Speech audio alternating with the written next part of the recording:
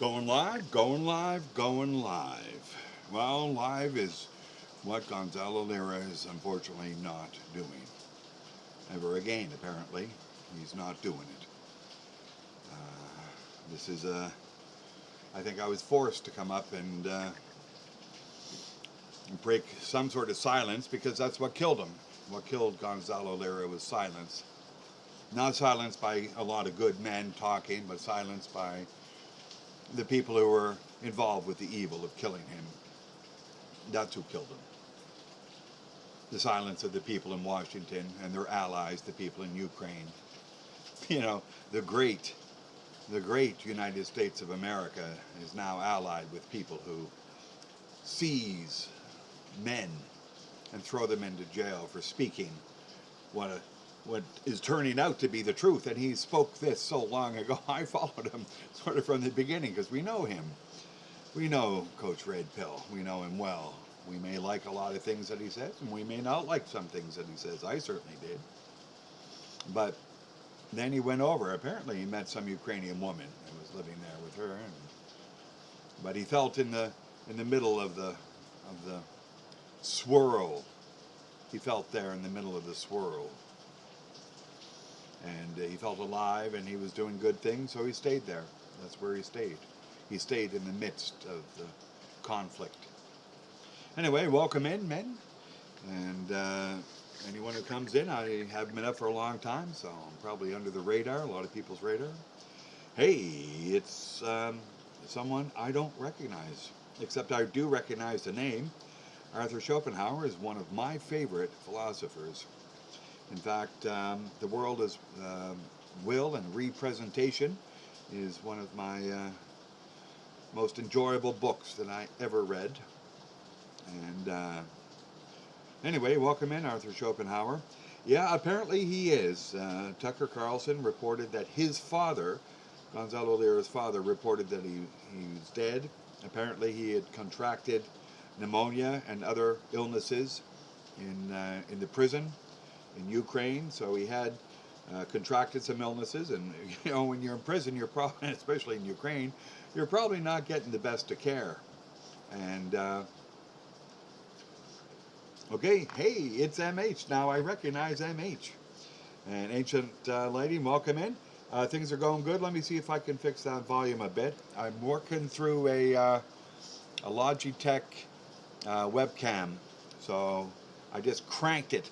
Did I crank it enough? Do I need to put some boost on there?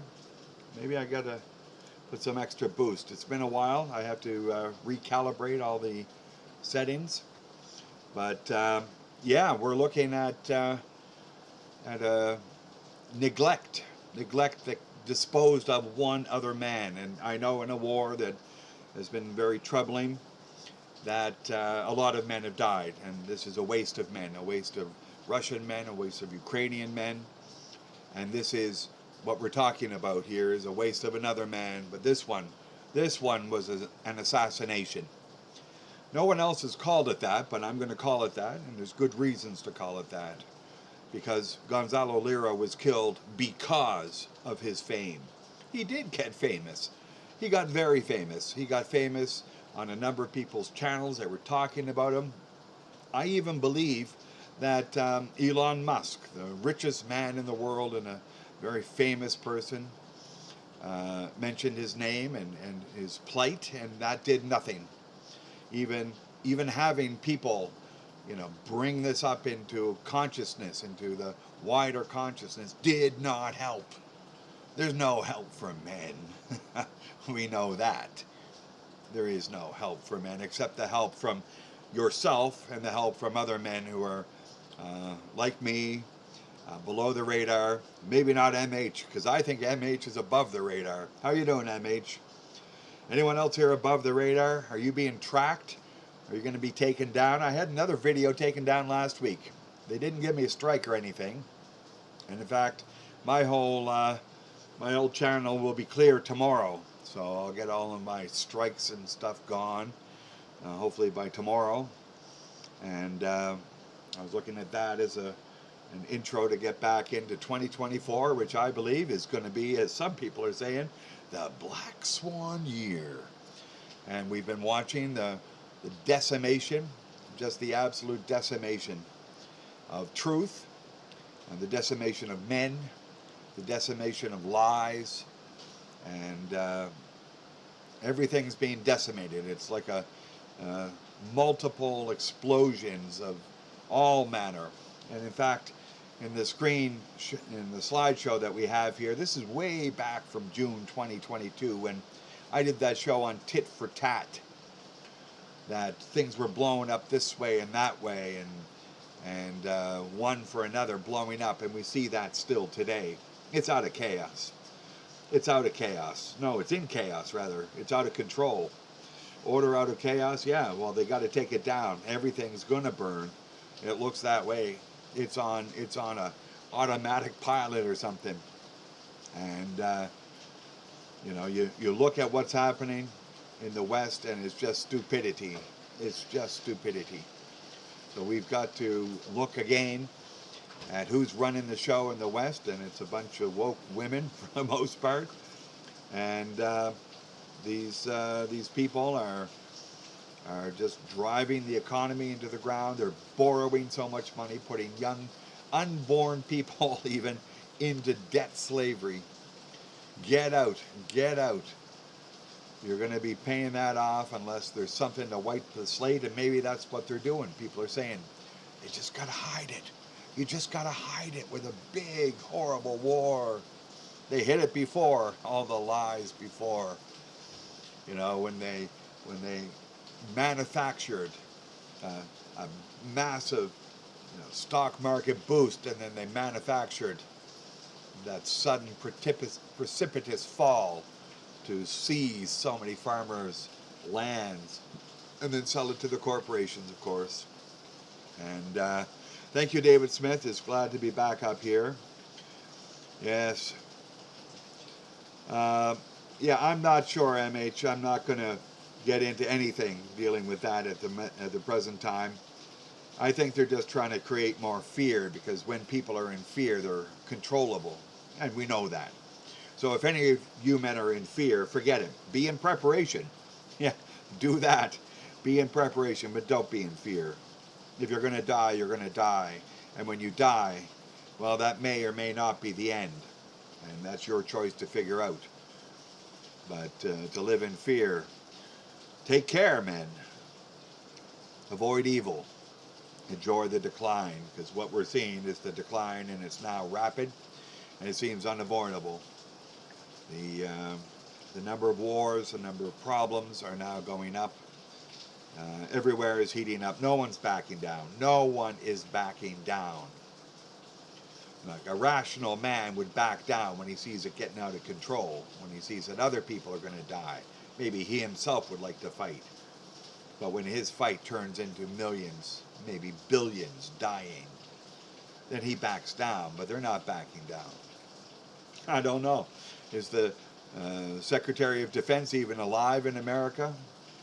He seems to take time off and lie about his absence, or lie through omission at least. And maybe that Biden fellow's not even alive. I don't know. He hasn't been seen in a while. So, who's running the show? Well, we all know who's running the show. It's the powers behind the power. That's always been the case. And they don't seem to want anything other than short-term profits. So, get in the stock market quick and get out quick, although I don't know how much higher it can go. Grim, I really like your comments there. Embrace oblivion. Why not? Why not go for it? We're all going to be oblivion at one point, and this is part of what it means to be a man, I think, is to grow up out of the childhood invincibility and to know that you're going to die. But before you can die, you can be a man. You can live the full life. However you lead it, it can be a full life. So, we can all lead that full life. And I think Gonzalo Lira, at the end of it, he said that he was living so close to it, that he was living more and more alive in every day that he was living. He knew the danger. He knew these people were, evil. Look what they did. They they had an extra constitutional change of government in 2014. Then the army split after the government in Kiev rescinded the language law dispossessing Russian men of their heritage, of their fathers and grandfathers and great-grandfathers all the way back for 300 years, dispossessing them of the lands that were promised them. And then the army split between Ruthenians and Russians, and then they started bombing, and they've been bombing since 2014. The Minsk Agreement, if you don't know it, well, they signed it. In fact, the current president of Germany, Steinmeier, he signed it. Now he's president. He signed it when he was foreign minister of Germany. And now, you know, Angela Merkel says it's a ploy, but this was a ploy to kill men. So we knew we were dealing with evil way, way back in 2014. And Gonzalo Lira, for some reason, wanted to go into it. Well, he did. He went into it. And he thought he could ride it out because, of course, Ukraine is an ally. It's an ally of America. America the Great. America that tax you and stab you in the back. But he knew that too. How can you not know that? How can you not know that America is a tax you and stab you in the back? How many men in America have had that happen to them? And in the UK and all across the West. So, you know, a lot of people, I've been reading some comments from some men, and they have said just outright that he was a reason for their sanity. He was a reason for them escaping the pit that men are being forced into without the knowledge that other men are also being forced into that pit. And he got them out. He got them sane. He got them free. And for that, he is a great man. And then he goes and he talks about this destruction of men. And I'm so very concerned about this destruction of men there spreading. And look, it did spread.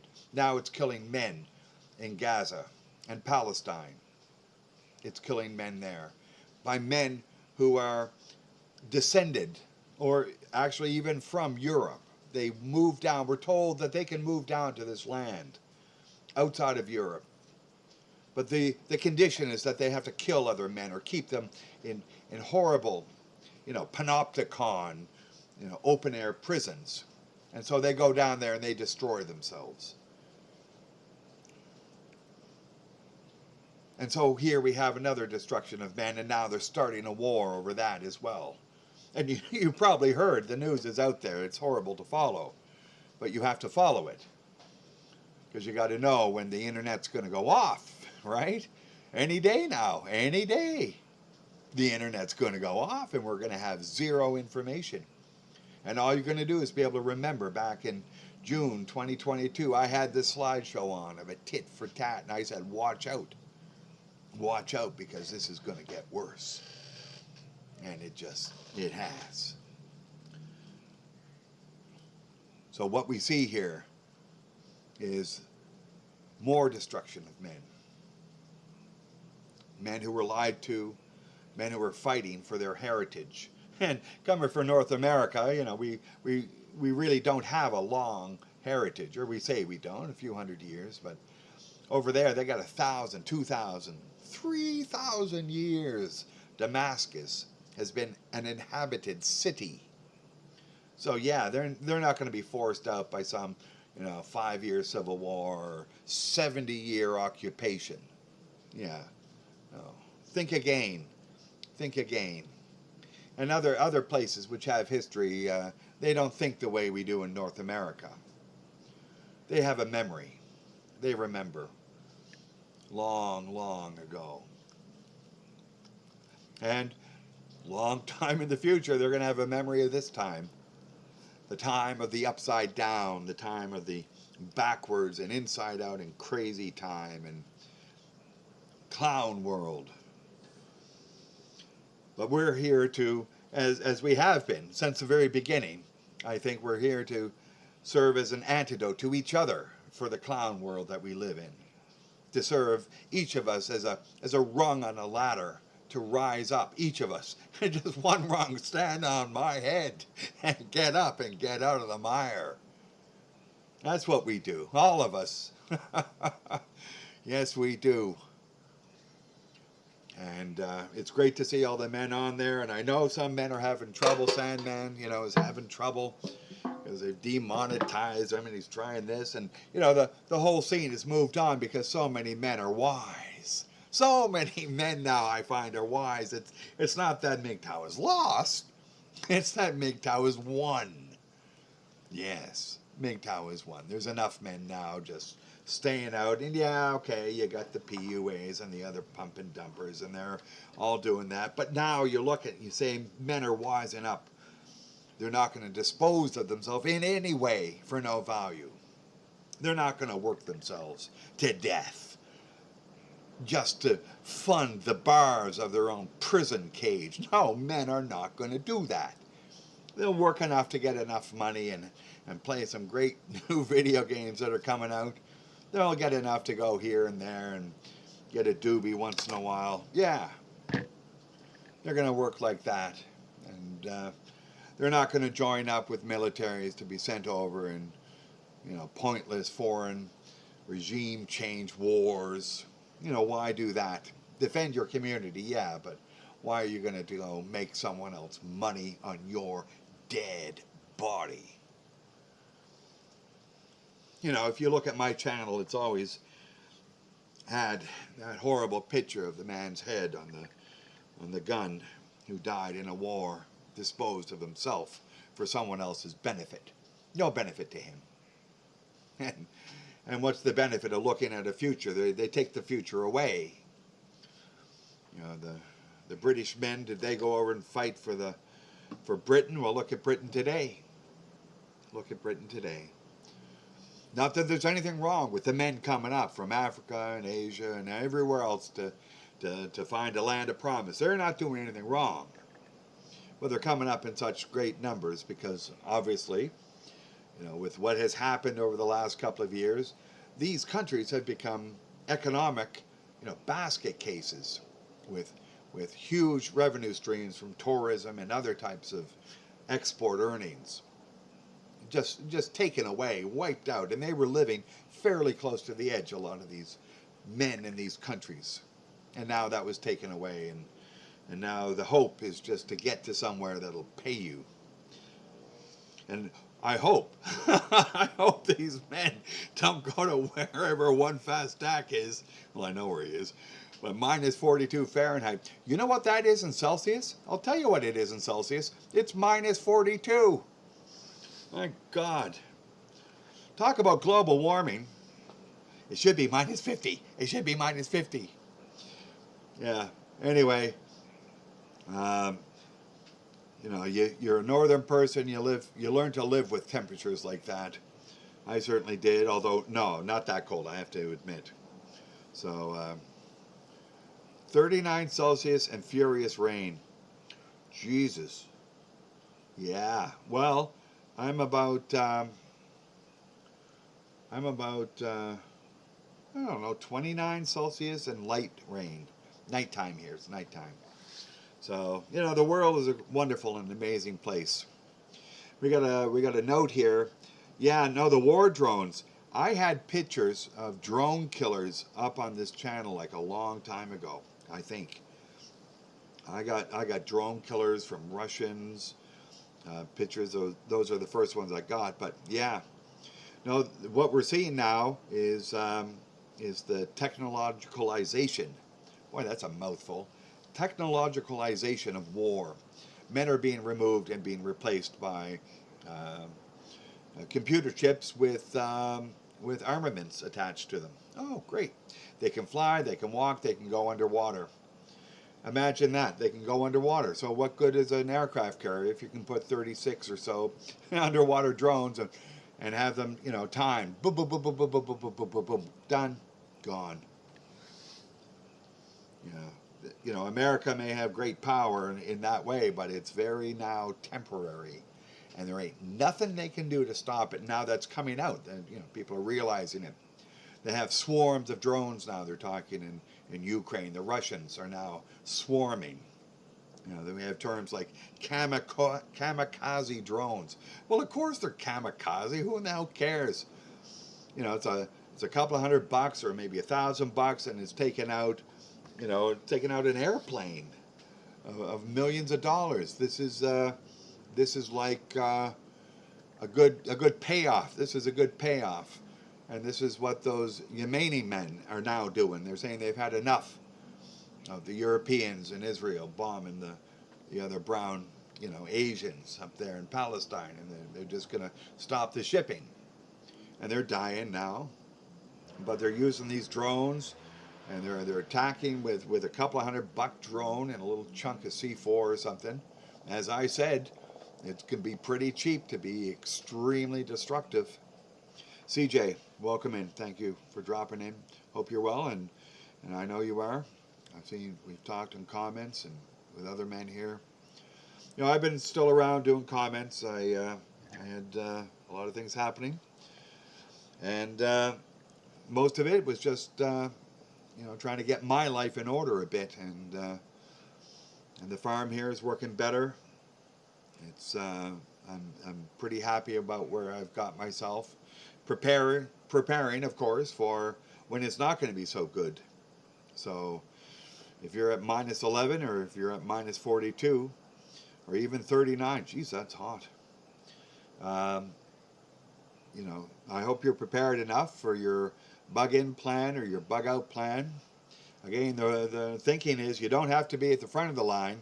You just don't want to be at the back of the line when that bear is chasing you. So just get up there, and a bear or any other type of wild animal. So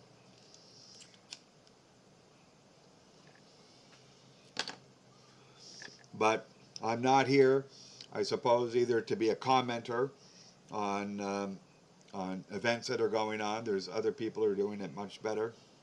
I get too emotional, I get too angry, I'll punch the fucking screen. Oh, did I just say the F word? I suppose I did. If you don't get angry at what's going on, I don't know.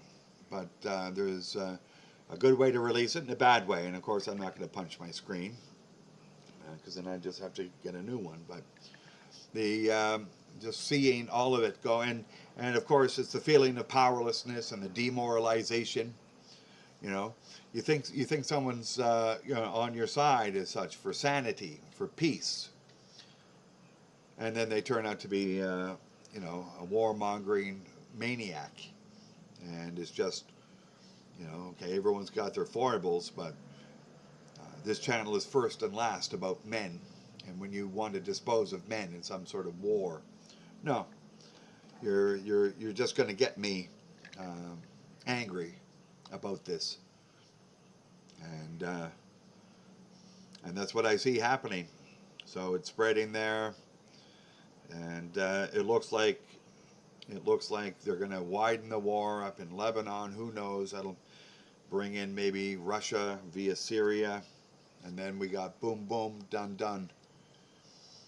So chickens and turkeys don't mix. Well, I had a couple of turkeys. I think one died. And any of the little turkeys should be immediately taken away from the parents. They're just bad parents. The chickens will just reproduce on their own. Yeah. Big friendly coomer. I see overpopulation there. Currently, I'm just going to state, planet Earth does not have an overpopulation problem at all.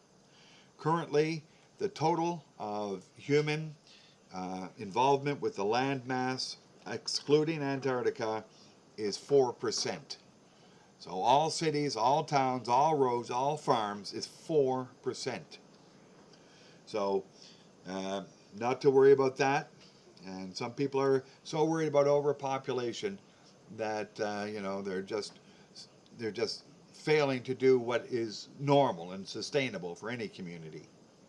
These are maybe part and parcel with the death cult that is currently embraced. the West. And I'm not the first person to call it a death cult, but I call it a death cult now regularly, because that's all I see is death. I see a fertility rate below replacement for 2 generations. This is not Mgtow's doing for certain. No, there's something else has happened. And a lot of men know why, and nobody wants to talk about it. And, you know, the women have been lied to. We have mass formation psychosis. We have the castration of children and adults, and that just seems to be growing.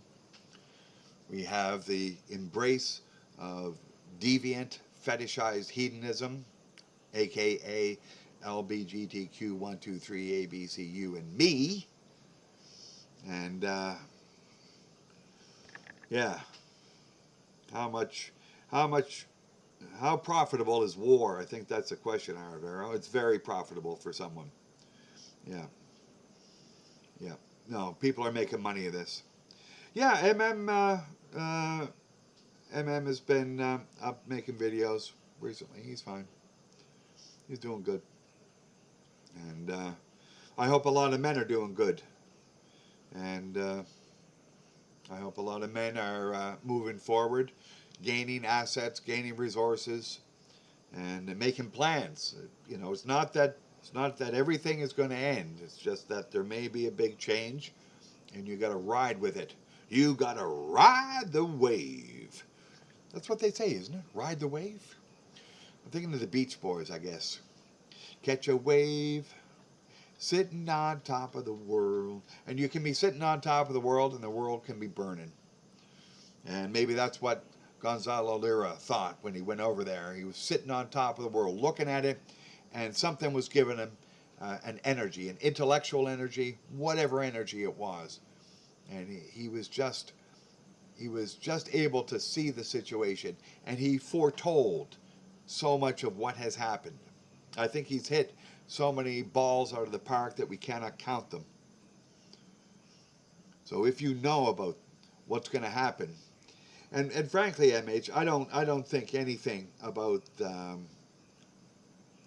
this latest thing is going to overwhelm the massive death and destruction that awaits us when the powers of the atom are unleashed. And if you don't think that that's real, okay, we'll find out. But you know, before we find out, we're not going to know what's going to happen. And the only way you're going to know is by shortwave or something else, and then you're going to be fed someone else's information. There's going to be no easy way to check.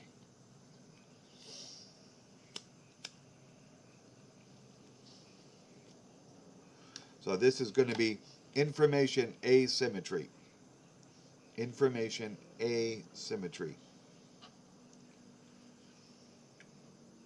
We're in a paradigm shift, by the way, MH, in virology. A paradigm shift. And so in 10 years, people won't be talking about that word pathogenic. That will not be a word that people use. I mean, that's the paradigm shift that we're in. Yeah.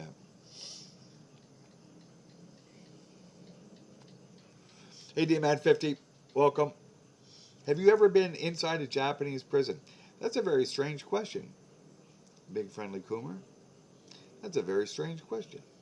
Who are you asking that to? The prisoner's dilemma.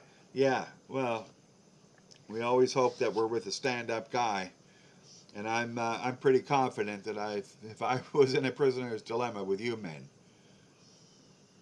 that we would know what to do. Yeah, just don't say anything, and we win. Say nothing, we win. A year later, we have a beer together. Cheers. We can look ourselves in the mirror. And that's what I think is key, and that's what I think Mgtow is designed to do, is to have men live lives so that at the end of it, and all throughout it, you can look yourself in the mirror and say, yeah, I lost some opportunities, but you know, I didn't do anything that I'm going to go to hell for, even if you don't believe in hell. So this is it.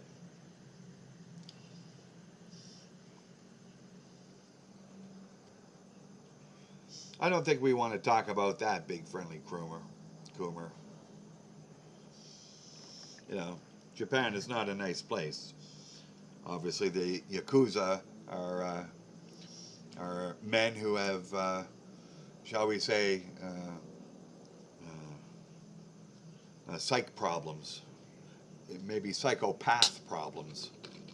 So that's the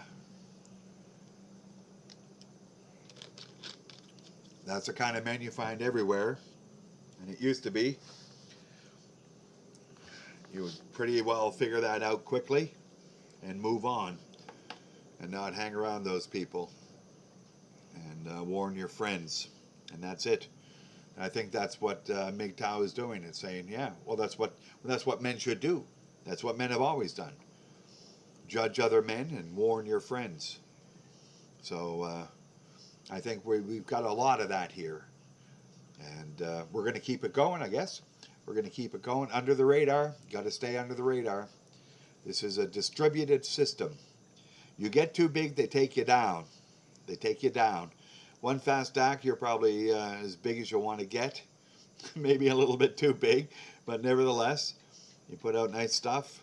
Hey, it's Mgtow Smurf. Thank you for coming in, Mgtow Smurf. And it's been a while. And I'm coming up now. The system seems to be working good. The microphone's loud enough, I hope. And I do want to get a backup one again. And yes, I will be inviting guests onto the live stream once I get the tech reestablished and remember how to do it. It's been a while. They changed it so many times on me. We had a great system working. I mean, it was a great system, and then they changed it, and it was very difficult. And I suppose I can bring it up through Discord. But at the present time, I have a very low tolerance for frustration. And if I try to do it and it doesn't work, I will be frustrated. So I guess I should check that out first. And but I just came up to talk about an assassination. You know, this is what happens with famous people. It's not just political people. It's not just military people. It's famous people who are killed because of their fame. And in this case, it wasn't a gunshot in the street like it was with John Lennon, or a gunshot, maybe triangulated gunshots of John F. Kennedy. It was an assassination of neglect. They put him in a prison and neglected him. The American government wanted nothing to do with him. And I think I know why. Just in looking at the screen, at the slideshow, one of the great slides came up from Sun Tzu that all war is based upon deception, and that's one thing that Gonzalo Lira would not do, is try to deceive or be deceived as much as humanly possible. He was speaking truth to power. He was speaking truth and deception. Well, truth is the cure for war.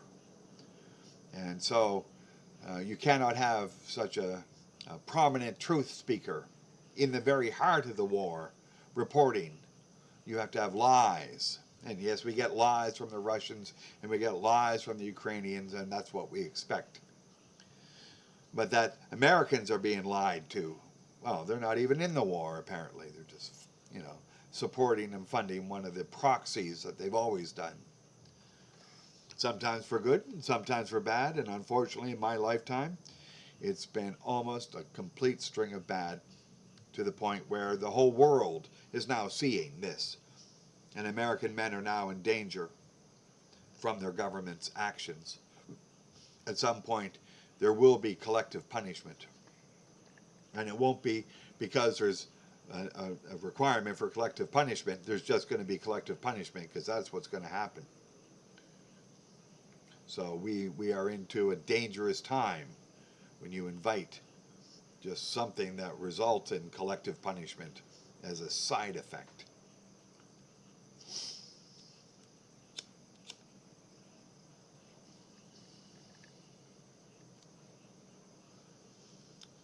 Yeah, well, as I was telling some people, is this World War III already? Well, it will only be the future that will decide it.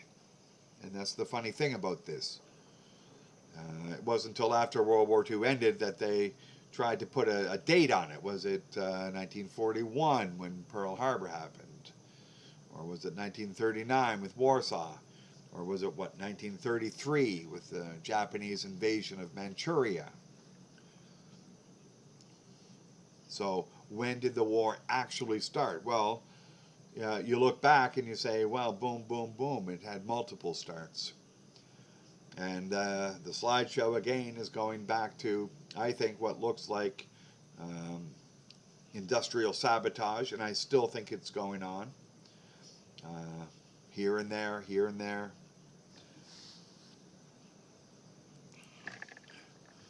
Yes, well, unfortunately, Ironheart, I believe you to be true. The world is opening several proxies. And some people are beginning to smell weakness. And when the wolves start to circle, you see things like North Korea pulling out of its negotiation to unify with South Korea and then lobbing what appears to be a squib and freaking out the South Korean Navy. And then South Korea puts tanks up to the border with North Korea, accelerating all of this. So this is happening here, and the Taiwan thing is here. Russia and Japan are still technically at war and are having not a good relationship at the moment. So Japan is asking to be beaten up by Russia, and can America protect them? Well, America can't even protect Ukraine. The Japanese are probably reconsidering their strategic alliances, as I believe everyone should be doing right now. And of course, it's been said, I don't know, ad infinitum in Mgtow circles, that you form a collection of good people around you, good men around you. And this is your strategic alliance. And it may be very small, it doesn't need to be big. But just make sure that there's a place you can go for at least an hour without being turned into the secret police. Maybe that's what happened to Gonzalo Lira. Somebody turned him into the secret police.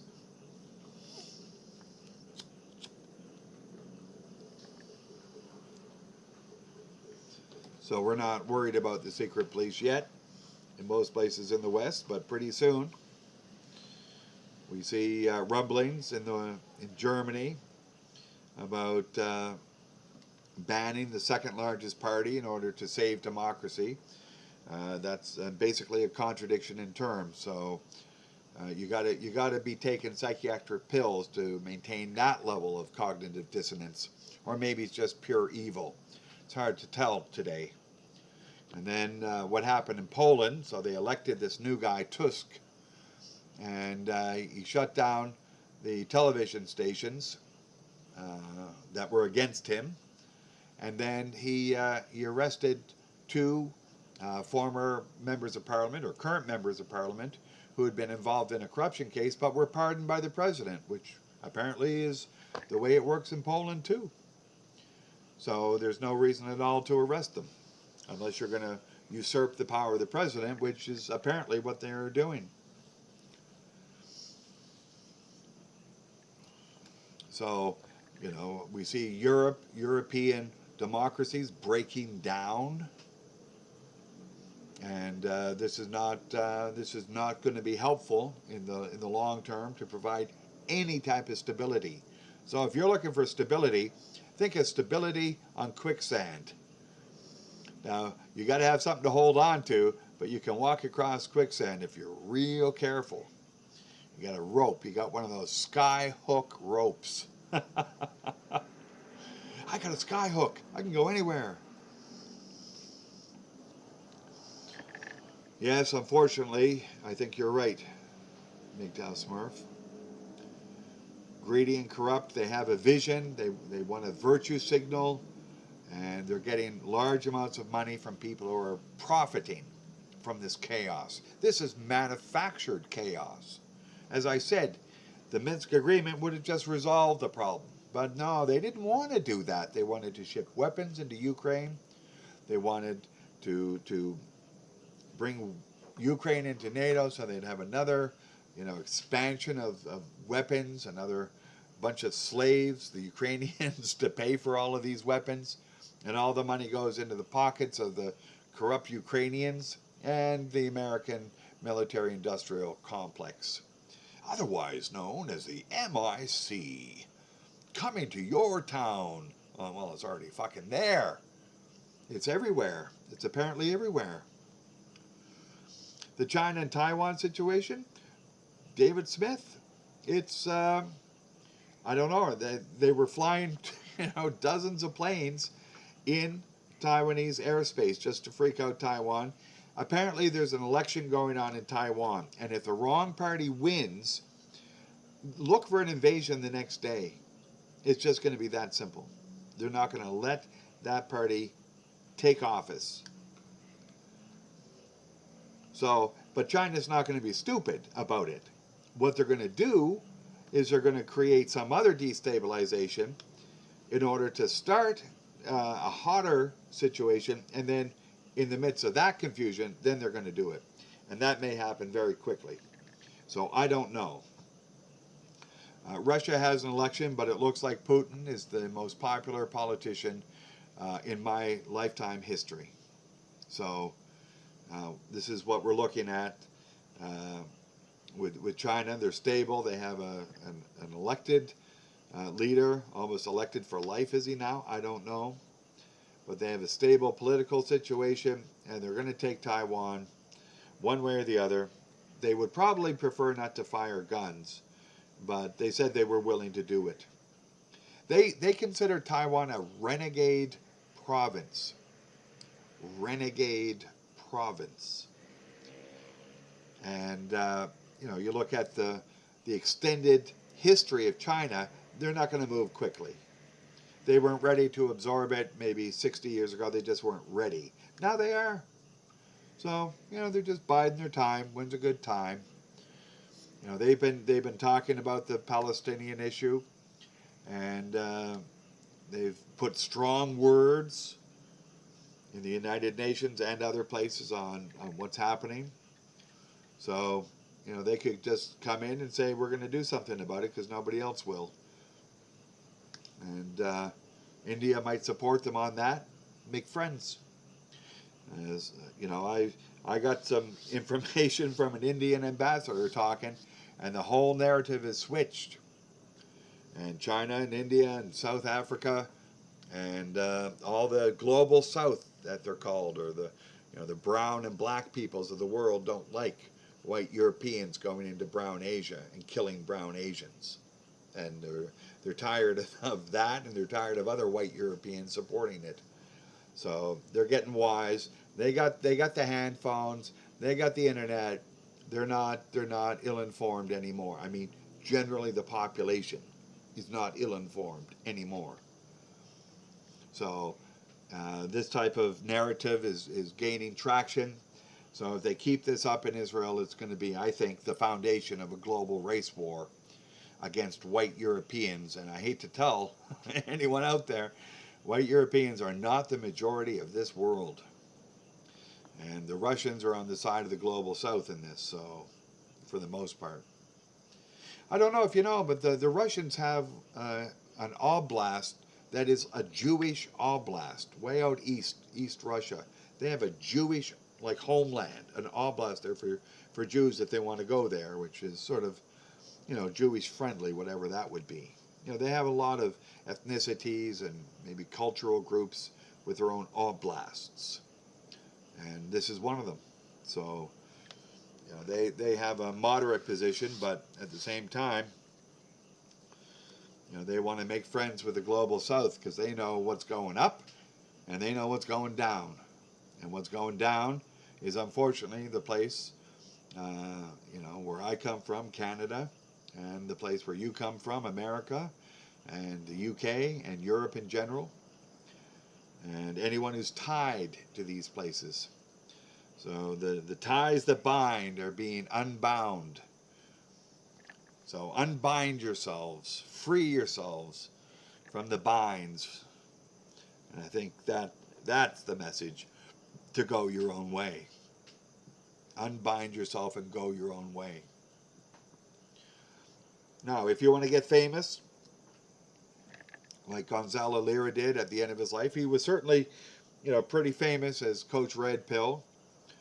I had in my earlier days in Mgtow, got myself on, I think, Obsidian Radio, and Coach Red Pill was on there, and I had a brief and pretty hostile discussion with Coach Red Pill.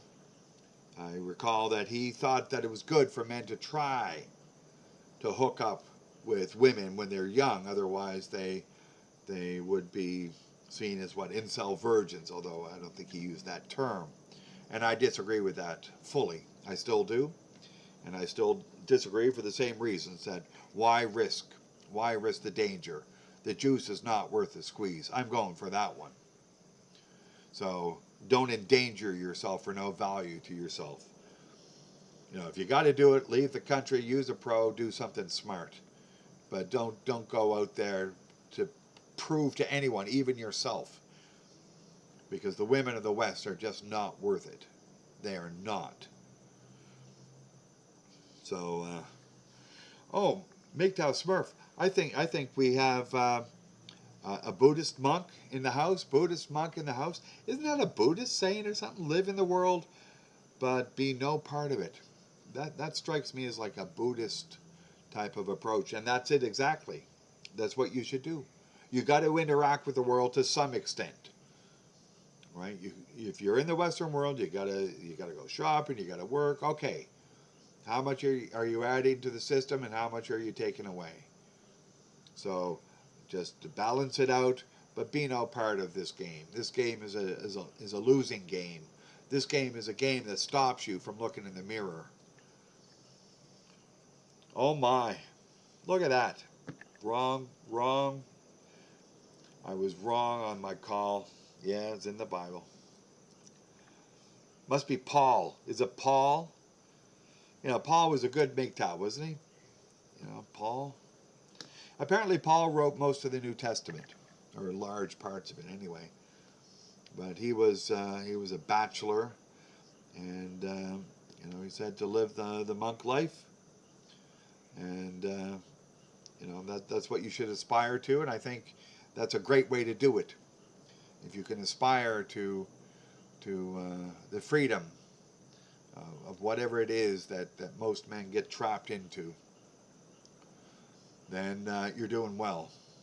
Because a lot of men are going down.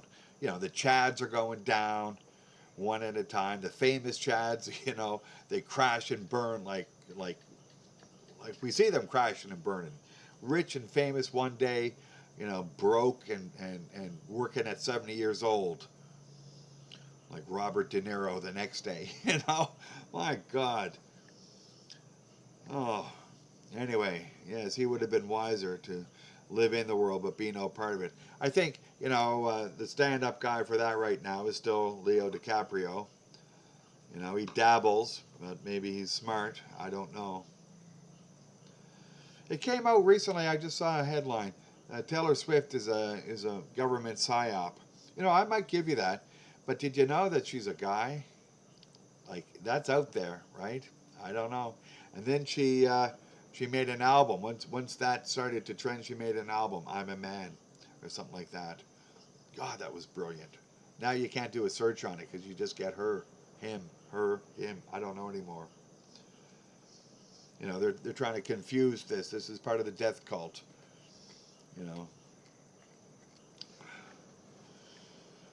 Yeah, no, the woke types apparently, MH, are now in control. They have a majority of a lot of positions in corporations, in the government, in other groups, and they have cognitive dissonance, and they're on psychiatric pills. And this is just what happens in late incarnation empires, that freaks take over. You put in systems to protect people, and then freaks get in there. Nice one, Chrome Dome. Shim. Yeah, it's a shim. It's a shim. I think it's a shim. It's a shim. Yeah. Hold it. Can we get in trouble for that? Probably. My God. We'll probably get in trouble. Yeah. Yeah, that's good news to tell us, Ancient Lighting. The Air Force left nuclear bombs behind in various U.S. bases in foreign countries. Yeah, that just makes me happy. Yeah, to think of Jesus if they did that. Uh, oh, Ironheart. What is a shim? I'm not exactly sure, but I think it's a she him merged together as one. She him. Correct me if I'm wrong, Chrome Dome, but I took it to be that. Yeah, funny.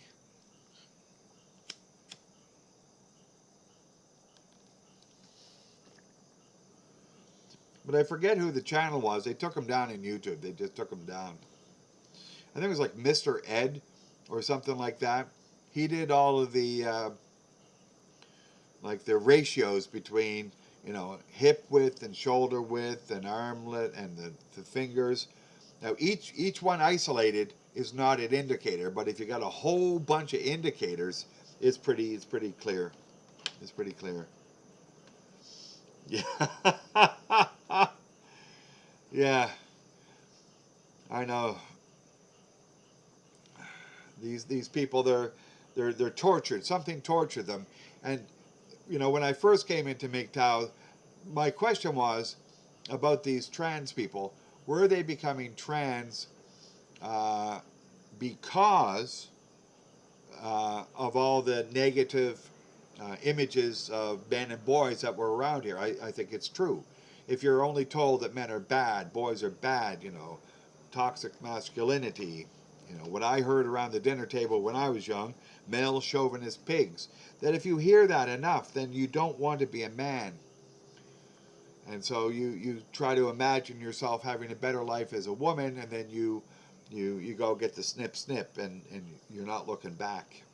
Because if you do, it's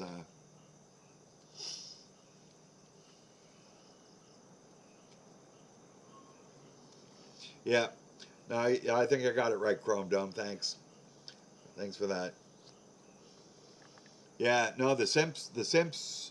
I think the simps are disappearing. MH. I got to tell you, there was a blast. What, about 2.5 years ago? Like a no simp October, and then it just exploded from there. I put a no simp century. I got some thumbs up for that one. But yeah, no, the term simp went out there, and there's a lot of acronyms you can put to them, and they were all great. And again, the thing is, you don't do anything for no value to you. And there's no value now. Women cannot bring even childbirth to the table because the government takes that. So, they bring nothing. So there's no value, which is unfortunate because that's not the way it was, maybe the way that we were promised, at least the older men. The younger men, yes. For all you younger men in there, I deeply apologize for the situation you're in. It was bad when I was young, but now it's just stupid. Stupid. You see these women and they're just, oh, oh. Anyway, if you like the nose rings and the tats, go for it. I think, who is it? Undead Chronic likes the goths. I sort of like a goth look too. I got to say, goths are very interesting in that they see the beauty of death. And anyone who can get to that point and see just that type of view of reality, because death is nothing to be feared. If the minute you fear death is the minute you can be controlled. But the minute you don't fear death, the minute that you stand up, and maybe stand up like Gonzalo Lira did, and don't be a fool about it. He tried to escape, and that was good on him. But to get out of the clutches of an insane maniac. That's a smart thing to do. But to not leave the house because you think people are insane maniacs is a little bit funny. Now, to not leave the house because a sniper's going to get you, that's smart. But we're not at that point yet. It's not Sarajevo. And when it becomes Sarajevo, don't leave the house because a sniper's going to get you. And if you're prepared with one of those, they got the suits now that hide your thermal image. And there's ways to hide your thermal image. Yeah, Ironheart. Yeah. Yeah. I fear to be fooled. If I had the right information and I gave it away and took false information, that's like, you don't want to be there. You don't want to be there. If you don't know and you're sitting on the fence, okay. Sometimes we don't know. Sometimes it's good just to stop and look. And that's good. So do that. But to have the right information and exchange it for the bad information. Yeah. What was the Who song? I Won't Be Fooled Again. Yeah.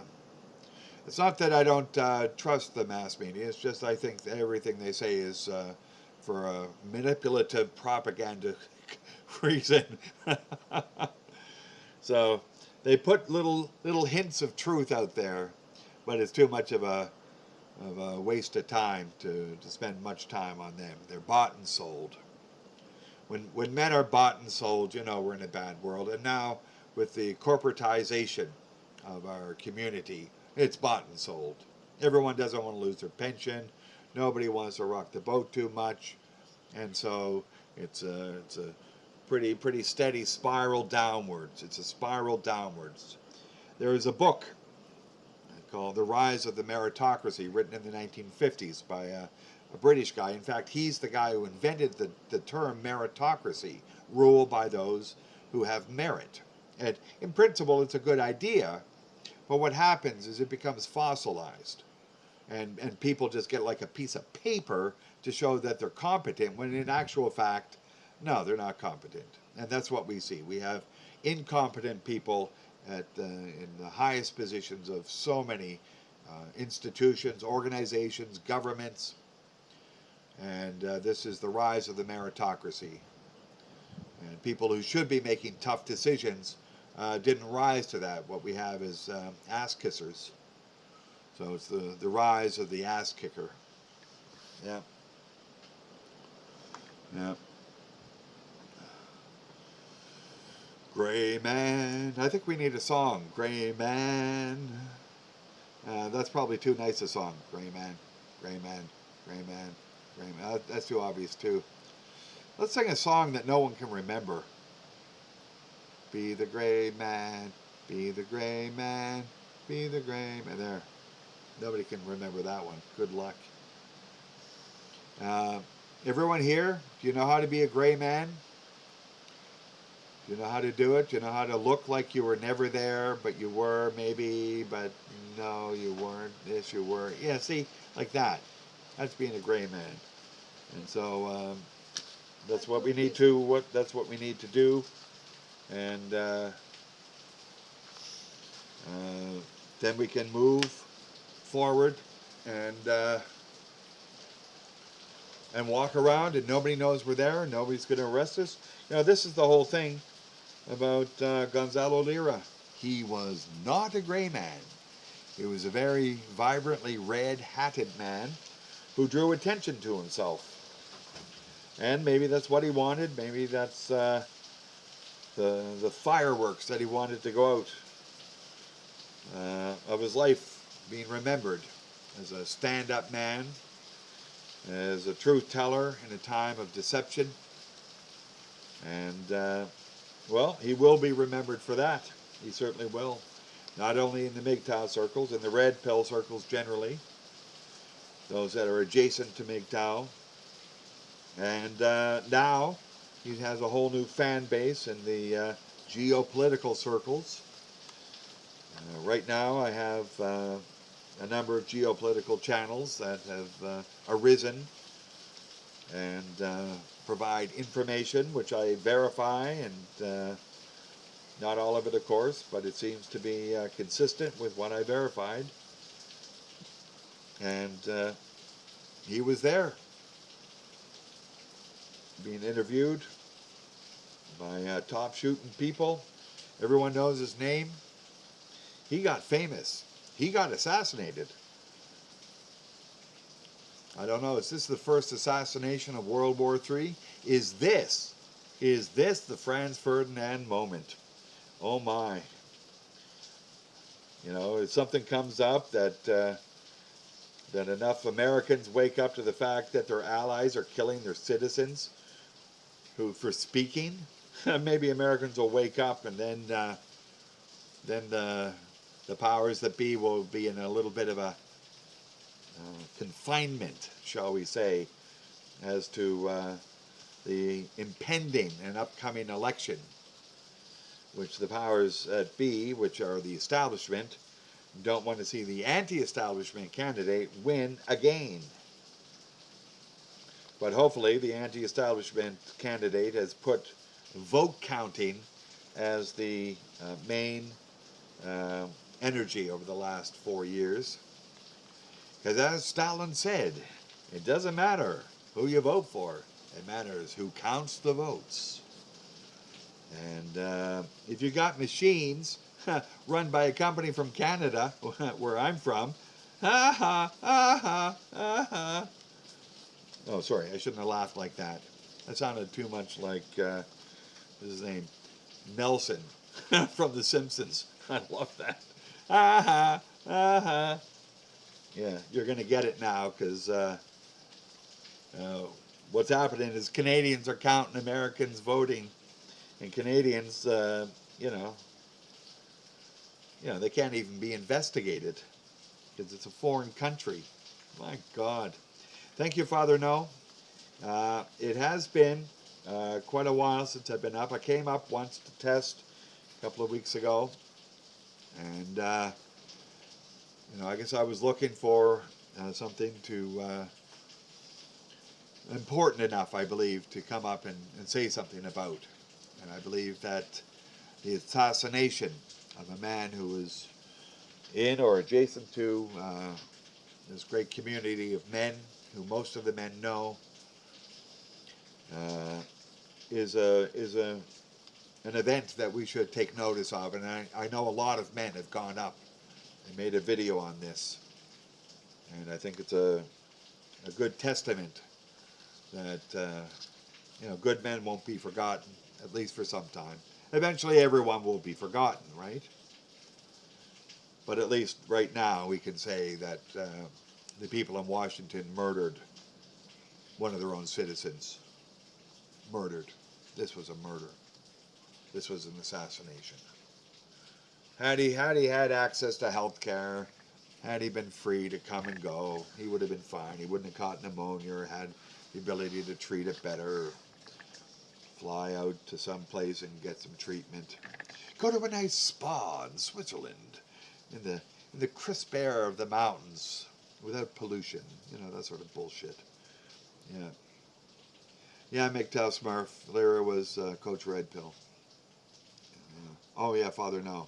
Yeah, sorry. Yeah. So, yeah, I remember when he first got his channel up. I don't know what number I was, but I was fairly early signing up. I recognized him, and then he was saying this stuff, and I'm saying, my God. Then you check it up, you look it up a bit, my God, he's right. And what he's predicted has happened in large part. And it was just getting worse and worse. This is what happens in war. I believe we're going to see very shortly some type of political disruption in Ukraine. Excuse me. The president is not going to be, he's not holding an election, so what's he going to do?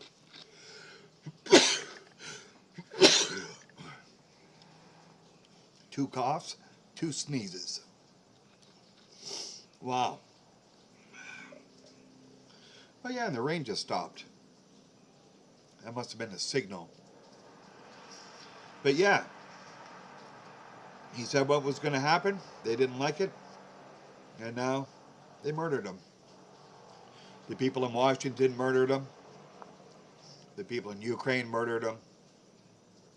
The taxpayers of America murdered him. And the president now has got nowhere to go, the president of Ukraine.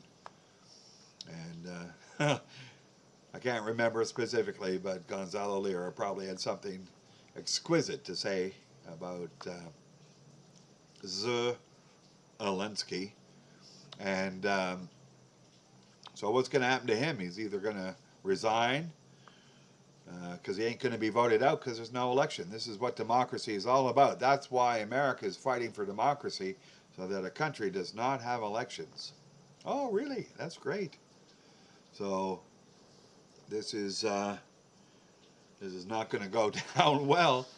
Other countries in war have had elections. It's difficult, but obviously the territories that have been annexed by Russia would probably not be involved, and other territories would have to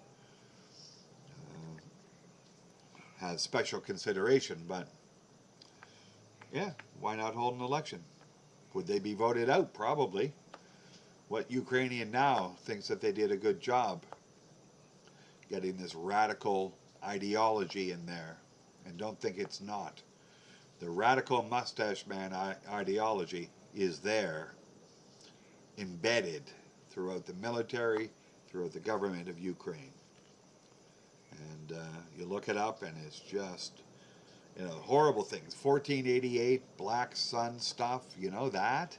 Oh, Jesus. Anyway, this is what men are dying for. Horrible things. Horrible. They were misled, they were lied to, and so oh, geez, MH, that sounds great. Camembert with rice. Never tried that.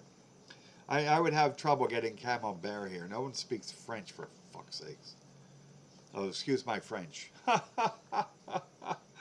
God, that was funny. He laughs at his own jokes.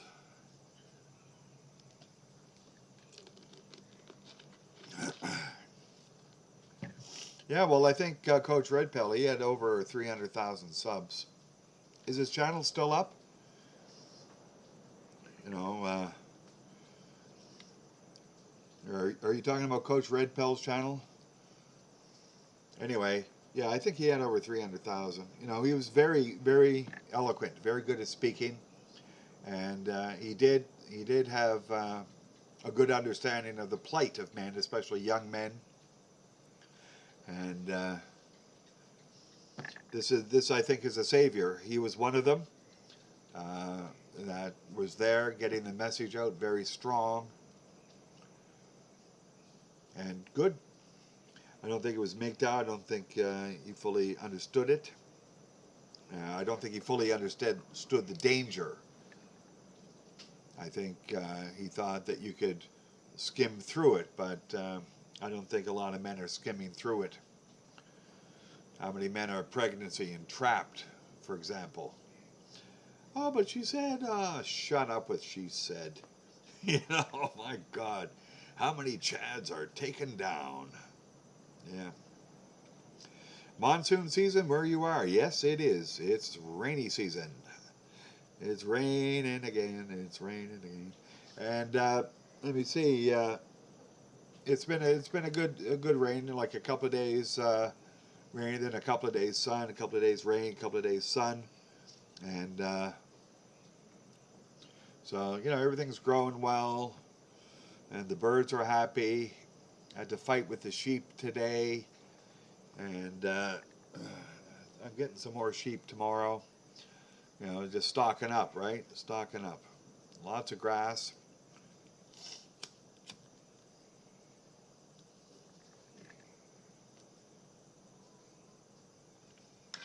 So it's good here right now. You know, we had the result of the volcano in Tonga give us a lot of rain. You know, for 16 months it rained almost every day, but that's now coming back to normal, and And volcano eruptions will change weather patterns in the short term. In the long term, they'll move back to some equilibrium. But up north right now, it was a little bit cold in Texas, wasn't it, Smurf? A little bit cold in Texas. I don't know. Northern Texas was below freezing, like a lot of it, like south of the Panhandle down, it was freezing, as far as I know. But really cold. I'm checking Nova Scotia. Nova Scotia was warmer than Texas, which does not happen often in the winter. Yeah. And definitely does not happen in the summer. Jesus. Anyway, yeah, no, we're into winter now, and we should be. It's January 13th, and this is when we're supposed to get cold. And our friend Canadian Prepper, I'll shout out Canadian Prepper. I do watch Canadian Prepper. When he's hot, he's very hot, and he's not normally that cold that often. But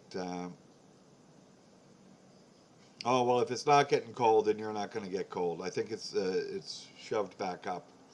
But Canadian Prepper was showing the temperature anomalies, and it showed way up north, 30 degrees warmer than normal, and that was just not the case. So he's got to check his data sources.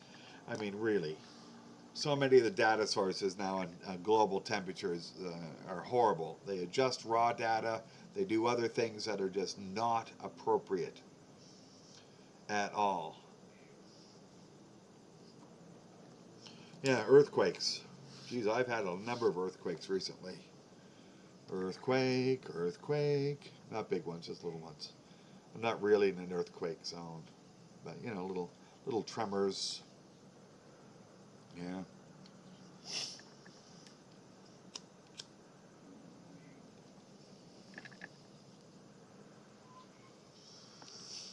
Yeah.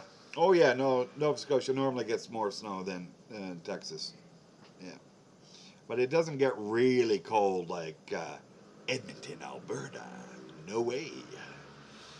It's impossible. I believe, due to the Gulf Stream up from New Mexico, it's impossible to get colder than like minus 25. That's about the limit. That's as cold as I've ever seen it there. Now, if you got a strong wind, yeah, it'll feel a lot colder. Ooh, southern BC. Up in the mountains or down in the valley?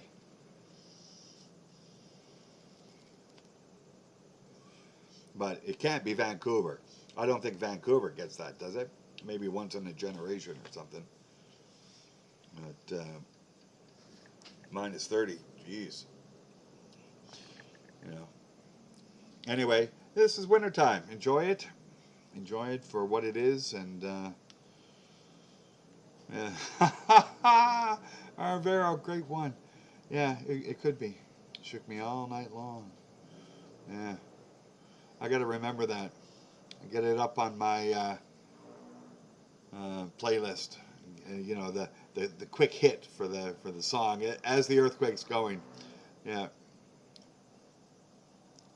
Yeah. Yes, but this too will pass. Yeah, freezing rain. Oh, do you hear about the hailstorm up in Nebraska? Destroyed that solar panel farm, I guess I call it, solar panel farm. Like 4 gigabytes or something was just destroyed by hail.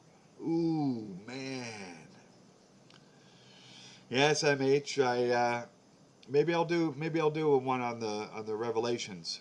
I went through Revelations recently, and I now have a better understanding of it. Like, I went through it. The horses, the signs, the seals. It's a little bit complex. With all the lists of what will happen. It gets better and then it gets worse again. Frankly, now, MH, in my reading, I think it was written before Jesus Christ, and then somebody, fixed it up a bit. It doesn't really mention Jesus Christ all that many times, so I think it was just like added in. But it was a previous document that was updated. Yeah, I think it's a deluge document, to tell you the truth. So, yeah. Yeah. Oh, Canada, it is so fucking cold. Global warming is such a scam. Da da da da da da da. Yeah. Yeah. My thinking is what sane Canadian would be opposed to global warming? That's my thinking. Yeah. Oh, geez, MH, did you hear the trumpets? Has anyone else heard the trumpets in the sky? You know, you get videos of this, and you're saying, well, okay, it might be trumpets in the sky, or it might be a soundtrack, right? Somebody's playing next door or something, or maybe they add it in later. You don't know unless you hear it. But if you hear it, yeah. Has anyone else heard the trumpets? Or like the deep sound, or some weird sound in the sky? You know, that's going to be freaky. If you do, go, you know, run out there with your recording device and record it and send it up. You know, if you know someone who's heard it, you can trust it more than just a random video or something. Yeah, Supreme Canon. I haven't heard anything like that. But when I do, revelations will be suddenly flipped open. Where's the trumpets in the sky? Oh, it's section 3. I mean, I got to read 24 more sections. Yeah. I have a new thought on God, Ancient Lighting, which may be interesting to some people. At 3 a.m., no alcohol or anything involved. Oh, he was sober at 3 a.m. What the fuck were you doing awake at 3 a.m. sober? No, you know, it's fine to be awake at 3 a.m. sober. Yeah. Yeah, maybe it does have something to do with the ionosphere, and the ionosphere is probably freaking out right about now. So maybe the trumpets come when the ionosphere is freaking out, because something else is freaking out. And that, whatever it is freaking out, is just a precursor, perhaps, for the next deluge. The next deluge. In fact, I can go up and do a deluge thing. I have 18 of them. 18 deluge stories or something. I wanted to list them out, so I did. Anyway, about God, I have an idea about this omnipotence and omniscience. So, all-powerful and all-knowing. So if God is all-knowing and all-powerful, there's two ways to interpret this. One is logically all-powerful, or logically all-knowing, or experientially all-powerful, or experientially all-knowing. And what experiential all-powerful is that based upon your experience, God has just so much greater powers. So you might think of this as a child. So a child looks at its parents and at some point thinks its parents are all-powerful. And really, to that child, sure, the parents are all-powerful and all-knowing. They seem to know everything, and they can do everything. But that's experiential all-powerful. Is that what they mean by an omnipotent God? Don't know. Then you have a logically all-powerful God, which means that God can do anything, including change the laws of physics or the laws of physical nature. So they can just have time run backwards. God can have time run backwards because God can do anything. It's logically all-powerful. God can make a rock so big that God himself cannot move it. So you get into logical conundrums. So that's a logical all-powerful. So, you know, if you want to take God as one or God as the other, I could explain it better. But we got two choices right off the get-go. And maybe one is Yahweh and another is Elohim. I'm sort of thinking that's true. That at some points, I seem to read stuff and it seems like it's experientially all-powerful. And at other points, it seems like it's logically all-powerful. Especially the later stuff. Especially the scholastics of the Middle Age period. Thomas Aquinas and those people. So anyway, depending upon that, you may reevaluate. I think the most important thing, or one of the most important things, is what's the nature of the universe when you die? Because death is like for a pretty long time. So what's going to happen and how you're going to handle it? And I recently had a thought on this too, that I think if you studied any physics, that this is just going to seem friggin' obvious. But the idea is that across any horizon, that what happens after the horizon is a function of what happens before the horizon. Okay? So if you got a horizon, and it doesn't matter whether the horizon is, you're a teenager, you're going to adulthood, whether the horizon's like you're driving down the road, what's over that little hill or whatever, any horizon, the horizon when you look at sunset or whatever's before the horizon is a function of what's after, and whatever's after is a function of what's before. So if you're coming up to like a wall and you want to know what's on the other side of the wall, it could either be, x equals x, or 2x or whatever, and so it's a field on this side, so there's a field on the other side. Or if you say that x, and then on the other side it's not x, so across that little wall at the top of the field is the ocean. So if it's solid, then it's liquid or something like that. So, but it's still a function. So if the horizon is death, then whatever's after the horizon is a function of what's before the horizon, which is now, which is life. Now, I don't know what that function is, but I think a lot of people have been trying to figure out what that function is afterwards. And a lot of these people are known as esotericists, hermeticists. My favorite group right now are the Neoplatonists. We have the Pythagoreans and the Neo-Pythagoreans. And so many others have been trying to determine what that function is between the life and the afterlife. Now, maybe the life is vibrant and long, and maybe the afterlife is pretty dull and short. It's hard to tell, but we've had some people who have medically died and come back and said certain things.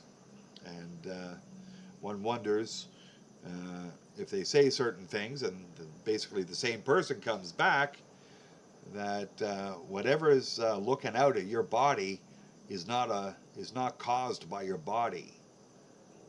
It's caused by something else, and it's just hanging out in your body. So there's that too you want to maybe consider. But so that's a sort of a recent idea.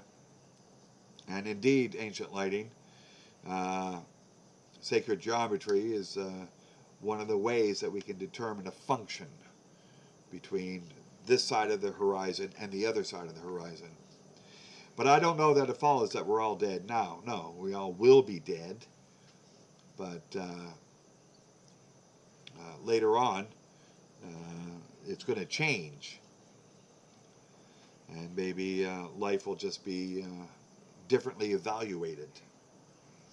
But certainly, no, we can't call this death. I'm sitting here having a smoke, drinking a Coke. It ain't death. This ain't death. It might lead to death. Oh my God. Having a smoke, drinking a Coke. Yeah, that'll lead to death. Early death. Early death he's going to have. Well, no, it's not an early death. I'm not going to die prematurely.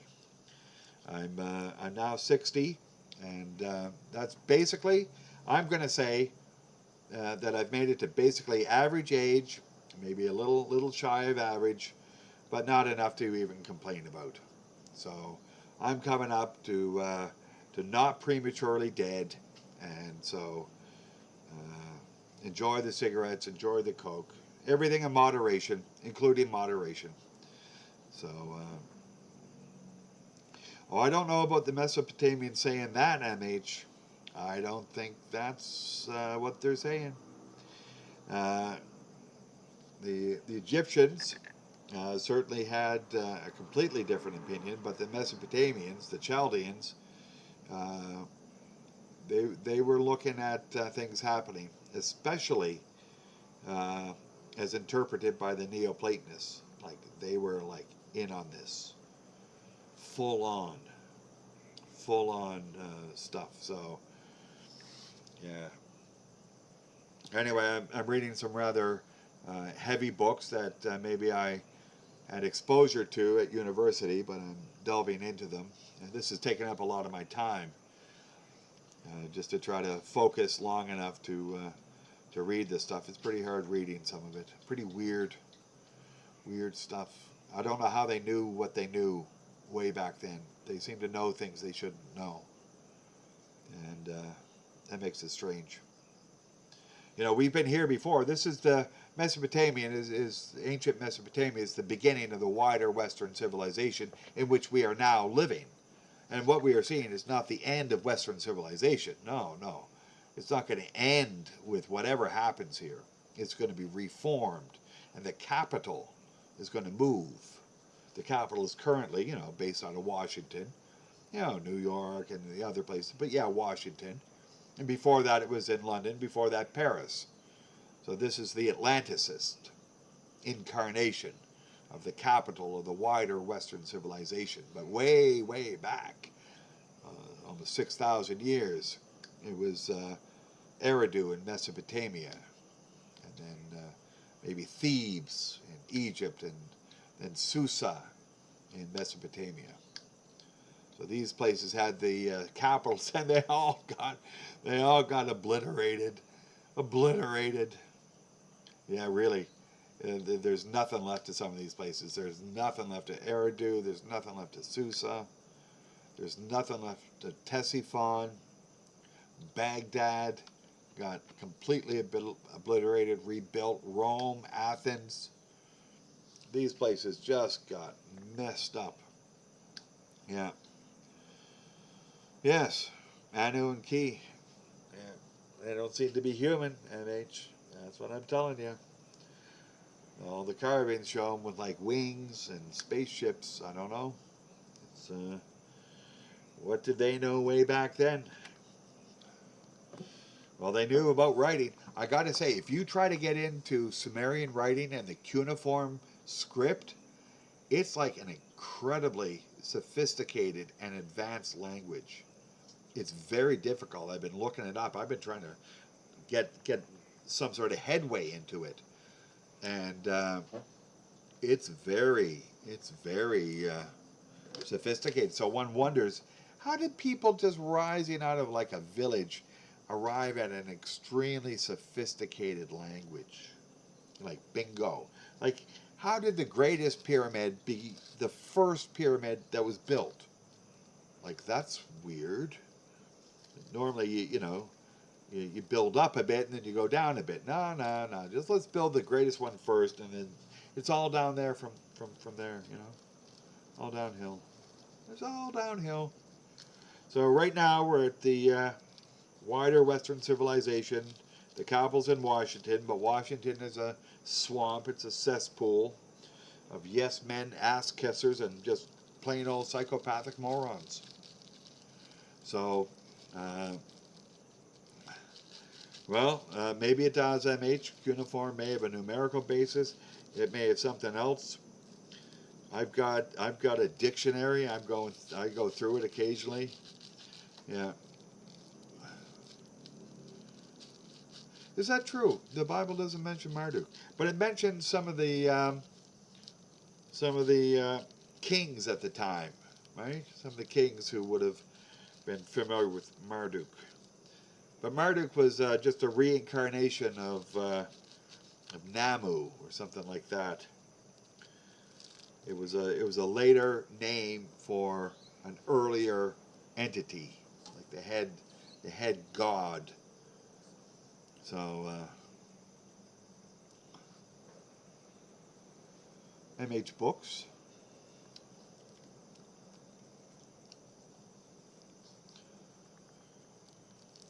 Yeah. But, you know, you read Daniel. Daniel's pretty old. It has the Watchers. That's Marduk, isn't it?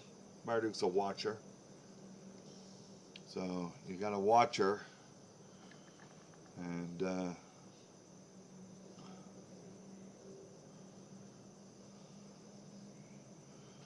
yeah, well, Thoth, uh, yeah, Thoth wasn't human. You know, you get the pictures. He's got the face of, what, a bird or something? He's got a face of a bird. This ain't a human we're talking about, right? So, Thoth is like Hermes. It's the god of communication.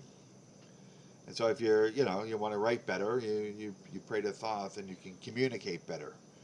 And I got to say, you know, the internet's a great thing for communicating, as I've said before. And as I've also said, men have trouble communicating. We do. Our brains are not left hemisphere language brains. They're right hemisphere analytic, and we got other stuff in the left, and it makes the communication much smaller. And so men are not generally easy to get into writing or speaking, and don't beat yourself up for that. That's normal. I think I'm a freak because I can talk like this. I don't know how in the hell I could do this. Just riff it, baby. Just riff it. Just riff it. But I suppose it took some work and some practice, and I read a shit ton of books. I think that sort of helped. But what we've got is a very long history in which I'm very interested in. I go back and the Book of Enoch. You got to read the Book of Enoch. If you haven't read it, read it, because it's saying stuff that just doesn't make sense. It has watchers, it has angels, as such.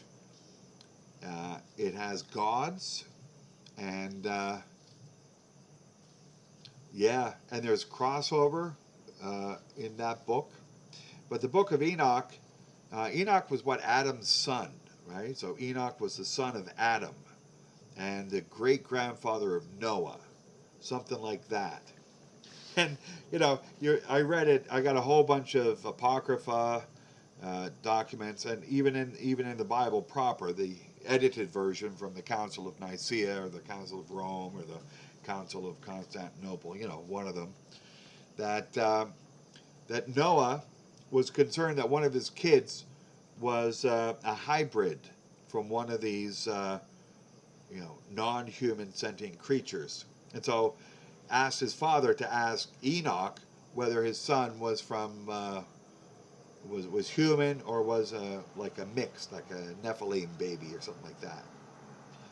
So that's a weird thing to like put in the Bible and other books similar to that back then. Like, what the hell are they talking about? How did they know about genetic engineering, right? And that sort of hybrid stuff. What would make them think that that was even doable?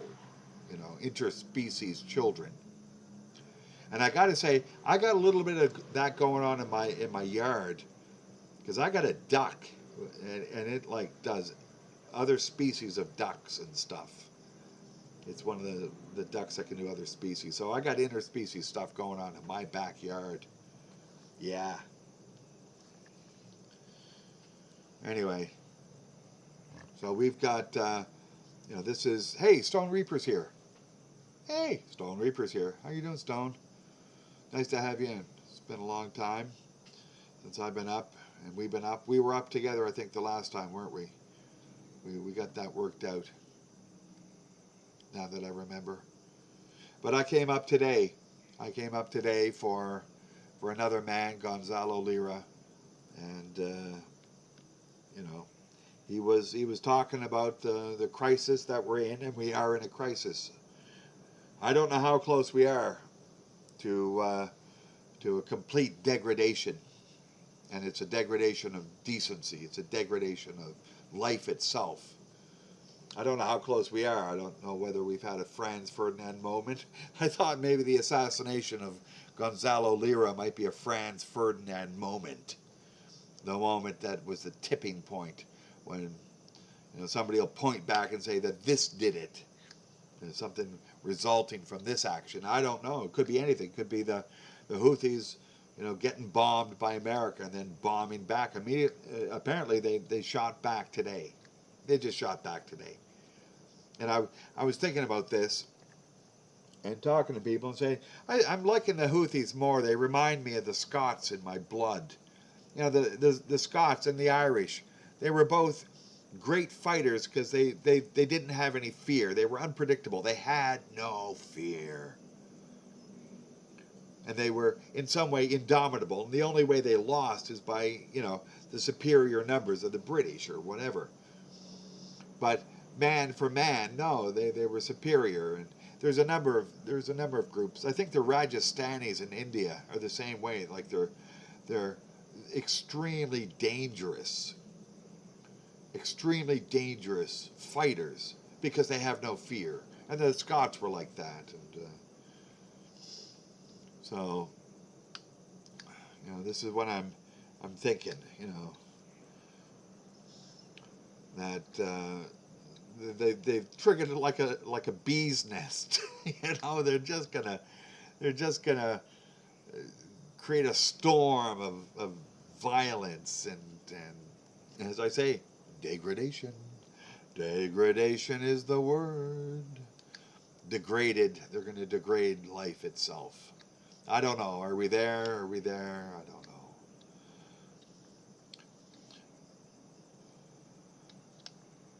I like that, Father, now. Things are fucked up everywhere. Even if you're in Kansas, you ain't in Kansas anymore. That's it. Oh, this is the clown world. This is the upside down. This is the whatever it is. Those great terms we had over all those years, it's just come to just be. Nobody recognizes it anymore. Apparently, you know, I have not been in North America in almost a decade, and I don't think I recognize it anymore if I go there. You know, I used to be, you know, a pretty friendly guy walking down the street. I'm worried about if I go back, I'll still be, you know, the friendly guy I was, and then people think I'm crazy and point fingers at me and be like Invasion of the Body Snatchers. Like, what the fuck is going on? Good day, ma'am. Oh, fuck you. Arrest him. Oh, no. I ain't going to do that. No, don't worry. Gray man. Gray man. Yeah. Da-da-da, gray man. Da-da-da, gray man. Da-da-da, gray man. Did he come to town? Da-da-da, gray man. Yeah. Yeah, Adam would have done a lot better if he had been gray, like the gray man. God, I either ate or did not eat the apple. It's hard to say. I don't know even if I was there. There's no evidence that I was there. Maybe? Yeah, gray, gray, gray. Gray, gray, gray, gray, gray. Yeah, that's a little weird, MH. Yeah, maybe.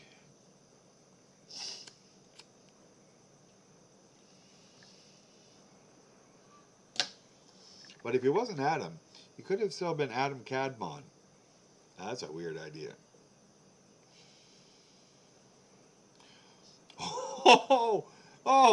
Oh, God. Yeah, Wayne's World. Jesus. That's tame now. It's just tame. Wayne's World. God. Oh, we were so innocent back then, weren't we? We were so innocent. Yeah. And yet, at the same time, Father, no, you know, Art Bell and other guys like that were talking about, you know, weird shit, you know, deep state stuff and other weird shit, you know, Illuminati stuff. There was still that happening back then, but it was so under the radar. It was so far from the Overton window that you just wouldn't talk about it. Yeah. And yet it was in the Bible with the Nephilim. It was all right there. But now we talking about it. Now we talking about it. Yeah.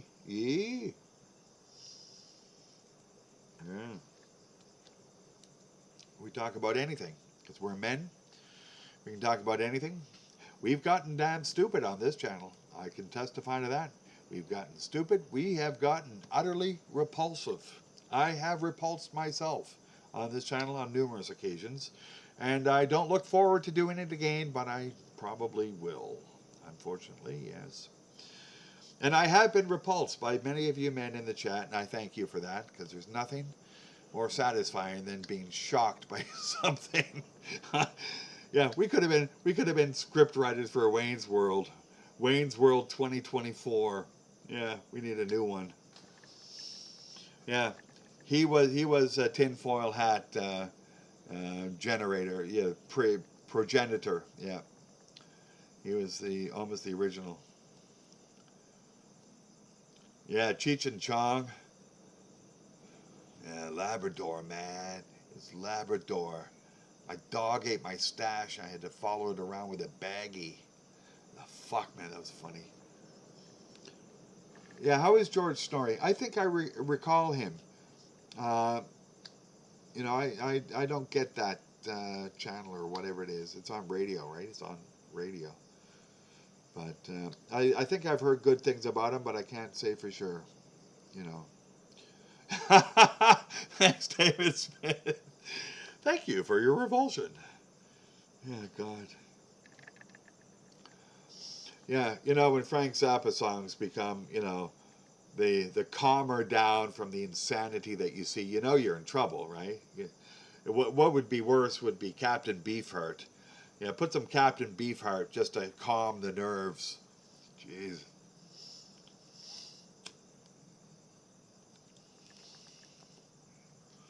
MH, I'm very sorry to tell you, but I do believe that Beavis and his friend are indeed already running this world. They're already running it. I swear I've heard Biden talk like Beavis. I've heard that, man. I've heard it. I know I have.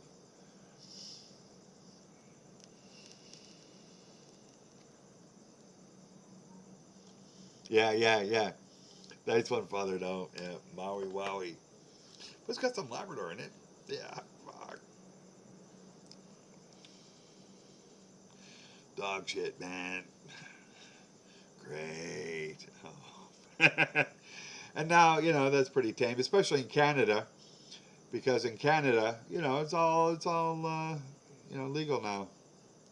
You can just go to the nearest place or get it from anyone else. You know, people are growing it. You can probably buy the wheelchair stuff. You know, I don't know if I'd be up for that for the first hit in a long time.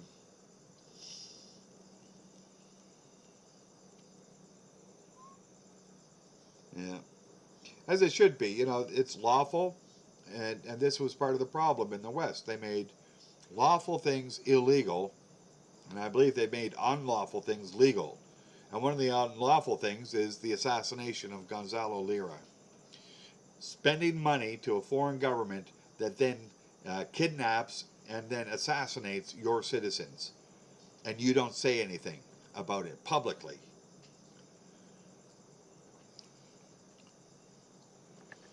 You know, but of course the governments will just hide behind, oh, he was talking about national security issues. No, he wasn't. He had no access to that, apparently. And he would be stupid to have tried to get access to that shit. He was just a commentator, just like me. Oh, no. No. Maybe if I moved to Ukraine, I could become, you know, famous and then infamous and then assassinated. Maybe everyone could go to Ukraine, one after another, just to show how disgusting and decrepit the system is. Anyway, we can always hope that the war will end very soon. The war in the Mideast will end. North and South Korea will become the best of friends. Taiwan will agree to some autonomy as they move back into the Chinese mainstream. Yes. And what a beautiful world it will be. Yes, that's what I think I said. It was assassination by neglect, Mgtow Smurf. Assassination by neglect. And yeah, tortured. God only knows what they do. Probably put some fucking airhead bitch in the cell with you. Jesus. Yeah, that would be torture for a red pill man. Here's your new roommate, Mr. Red Pill Coach. Ah. Yeah. Yeah, the laws are written by them, for them. Yeah. Yeah. We, the law writers, yeah, that's the way the Constitution of the U.S. begins. We, the law writers, in order to form a more perfect situation for ourselves, write the laws, and then benefit from the laws. Well, Mgtow Cowboy, it's a pleasant surprise having you in. Wonderful to have you in. You've been putting out some good content. I think I made a comment just the other day, yesterday. It was good. And we're here just watching the world spin awry. It's spinning awry.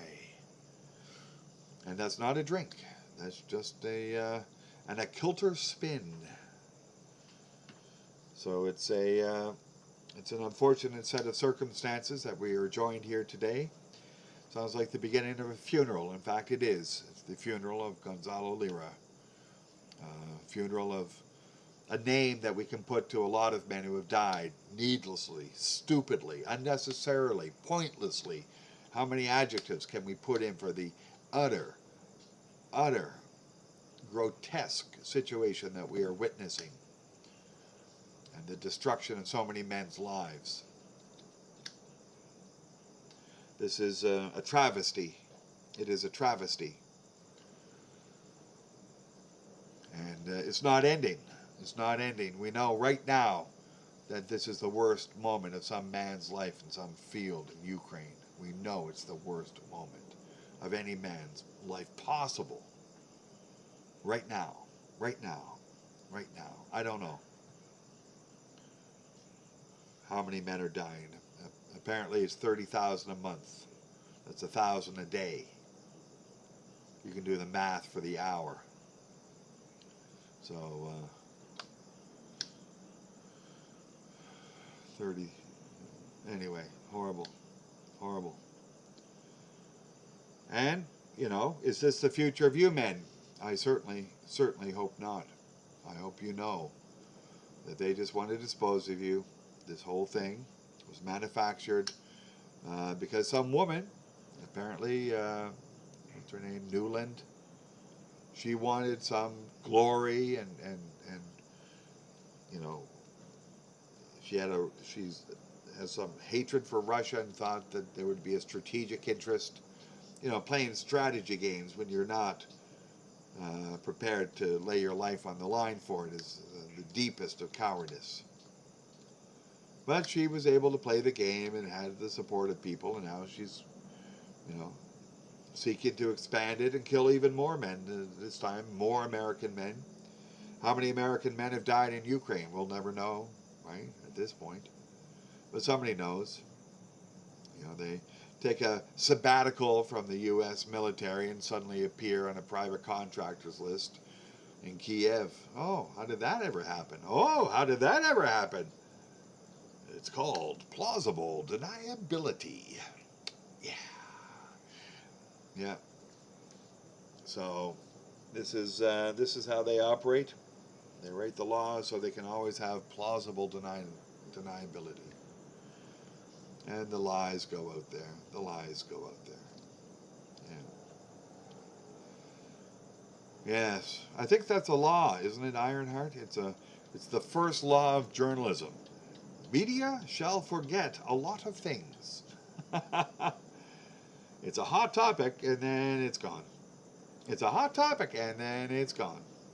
Sounds like that South Park episode about people's money. I hope you men are doing the right things by having a diversified portfolio of assets.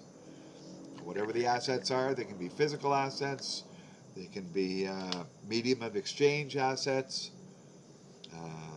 but you should have a diversified portfolio because this is what's going on. You don't know what's going to be valuable. necessarily in the future. Some things will probably be valuable, but maybe at a different place, at a different time.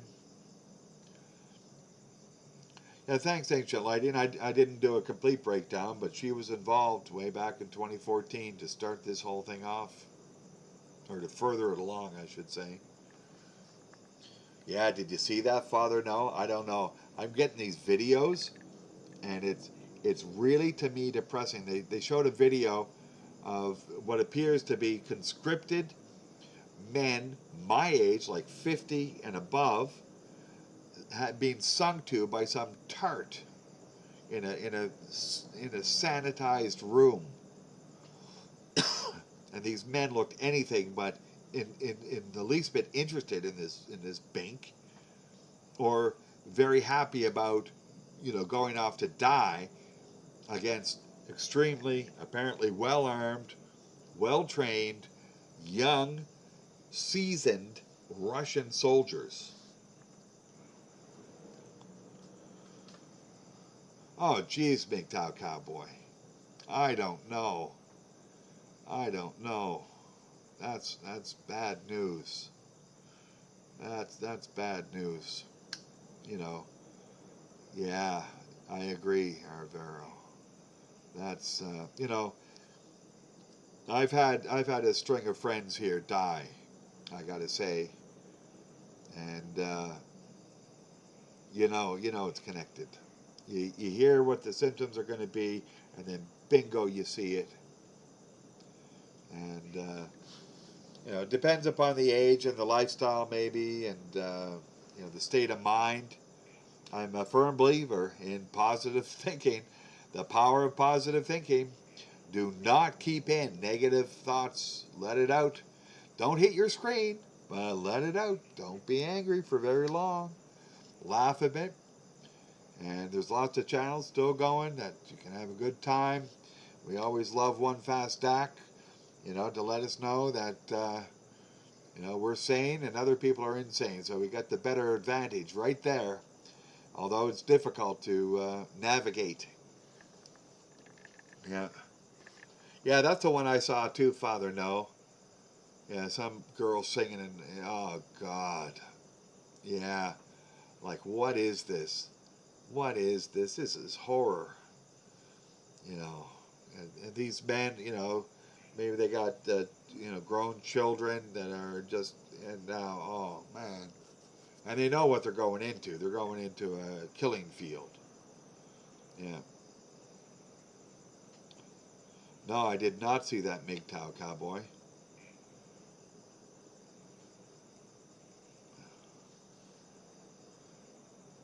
But, this type of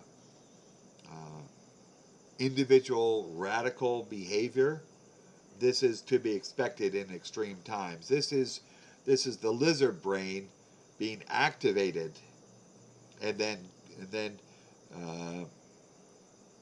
contemplated, and then the idea gets in there to do something, and then it just takes over, and then we see stuff like this. You realize who the enemy is, and then you do stuff. And it's not going to end well for anyone, as far as I can tell, in Ukraine, except the Russian-speaking people who are going to be reunited with Russia. And this was Gonzalo Lira's early on assessment that Russia was going to take all the way to Odessa, and then reunite with Transnistria, which used to be part of Odessa Oblast. So Transnistria is Russian and used to be part of the Russian Empire and part of this area called New Russia. So that's what he thought, and it looks like it's going to happen. Putin has been saying stuff that it's probably in all likelihood going to happen. So they're just about to break through the lines, it looks like. They're beating them down until there's nothing left. The equipment's beaten up and gone and destroyed. The men are old, and nobody wants to sign up in Ukraine. And I don't blame the young men. For God's sakes, get out. And we see the evil of Europe when Ukraine said they wanted to have the military-aged men sent back to Ukraine, in order to be drafted. And this is a violation of the historical EU law and European values to not send people back to a dangerous situation. You know, Canada accepted a lot of draft dodgers from America. We didn't. I don't think there was any thought about sending them back. You know, Canada was not in the Vietnam War. Australia was, but Canada was not. And thanks, Mgtow Smurf. Thanks for dropping in. Yeah. Yeah. Every time I hear about some new horror thing, I go to the bank and withdraw more money than I should. You know? You want to balance it out, you know, in the long term, in the short term. If you take it all out now, you know, I don't know. There's risks involved one way, risks involved the other. But yeah, remain liquid, men, and remain vigilant. And apparently Ukraine said that if you didn't join the draft, they were going to freeze your bank account. So everyone went to the ATM and emptied their bank account. Geez, that was smart. That was smart. Yeah. Yeah. Yeah. I don't know, Stone Reaper. I've heard about that. And I've heard about this for years now. 5 years, 4 or 5 years anyway. Alex Jones was talking about that before he got taken down. And anyway, Alex is back up, apparently on Twitter X. And it's good to have him back up. He's the great one. Certainly the great one. Very inspiring in so many ways. And you didn't believe what he said, so you checked it out, and then you checked it out, and it was true. Yeah. Yeah, that is a pretty insidious thought, Mgtow Cowboy. Yeah, apparently there's lots of Ukrainian lonely fans happening, and lots of German men marrying Ukrainian women now. But, yeah.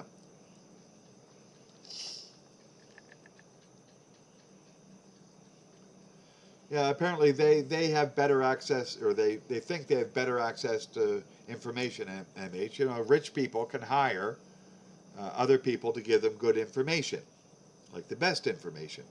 However, I believe right now, right here, you're getting the best information. That's what I think. Maybe not from me, but certainly from the chat, and generally in Mgtow, you're getting good information. Yeah. So, no, everyone is right on edge. Everyone's very on edge. And we don't know what the event is going to be, MH. That's right. It could be this. It could be that. But it looks like there's a confluence point. And when we reach that confluence point, maybe it will cascade out in every direction. Everything will happen at once. And this is what I think the deluge was, way, way back. It was a confluence point at which everything just decohered, and then there was massive chaos. And of course, people had an agenda to create that massive chaos back then and today, and they are going to be seeking to benefit from this chaos. And so, even though it is chaos, man, there is a way to benefit from this. As I said at the beginning of that recent health scare that we had, I said that there's going to be a way to benefit from this by getting a second job and blah, blah, blah. And some men did it, and they made out, I think, a little bit ahead. So there's going to be a way to benefit from this chaos, but if you're unaware that there's a confluence point to the chaos from which chaos is going to cascade out in every direction.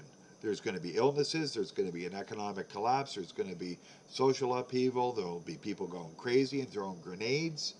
There's going to be everything happening all at once.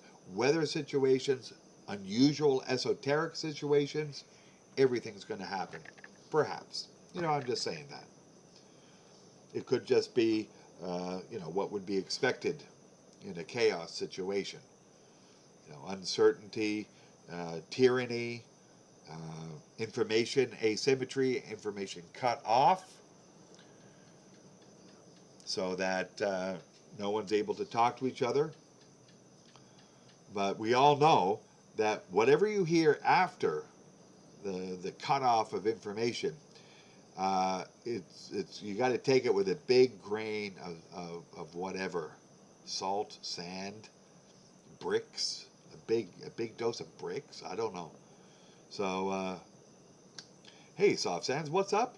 Well, we're up here talking about the disposability of a good man, and a great man who rose to be, I think, a visionary in geopolitical terms, and a real man of integrity in the geopolitical sphere, and a role model, at least with what he was saying in the red pill sphere. So that's what's up. We're paying a little bit of homage to what each of us could be if we had the direction and the energy, and maybe the hatred for seeing what we're seeing, and that will drive us to stand out a bit, to do what we should do, which is first of all to take care of ourselves, and then to provide a hand up whenever we can to someone who needs it without endangering ourselves. You try to save a drowning person, they'll pull you under, so you don't want to do that. There's no codependency here. You can give a hand up, and you know the situation. If you don't know the situation, you might immediately get into a codependent relationship. And that's what I think the community now wants, is a lot of men to become a codependent in the community's gaslighting, in the community's dysfunction, in the community's cognitive dissonance, in the community's death cult. And do not become a codependent in that. I think whatever information comes out after, they're going to beg to become a codependent in this stupidity. And again, to be a gray man, you may have to wander in and out of whatever it is, the sickness, the depravity, the degradation that happens after. But wash afterwards. Just take a shower, jump in a stream, and clean off. To interact with this type of structure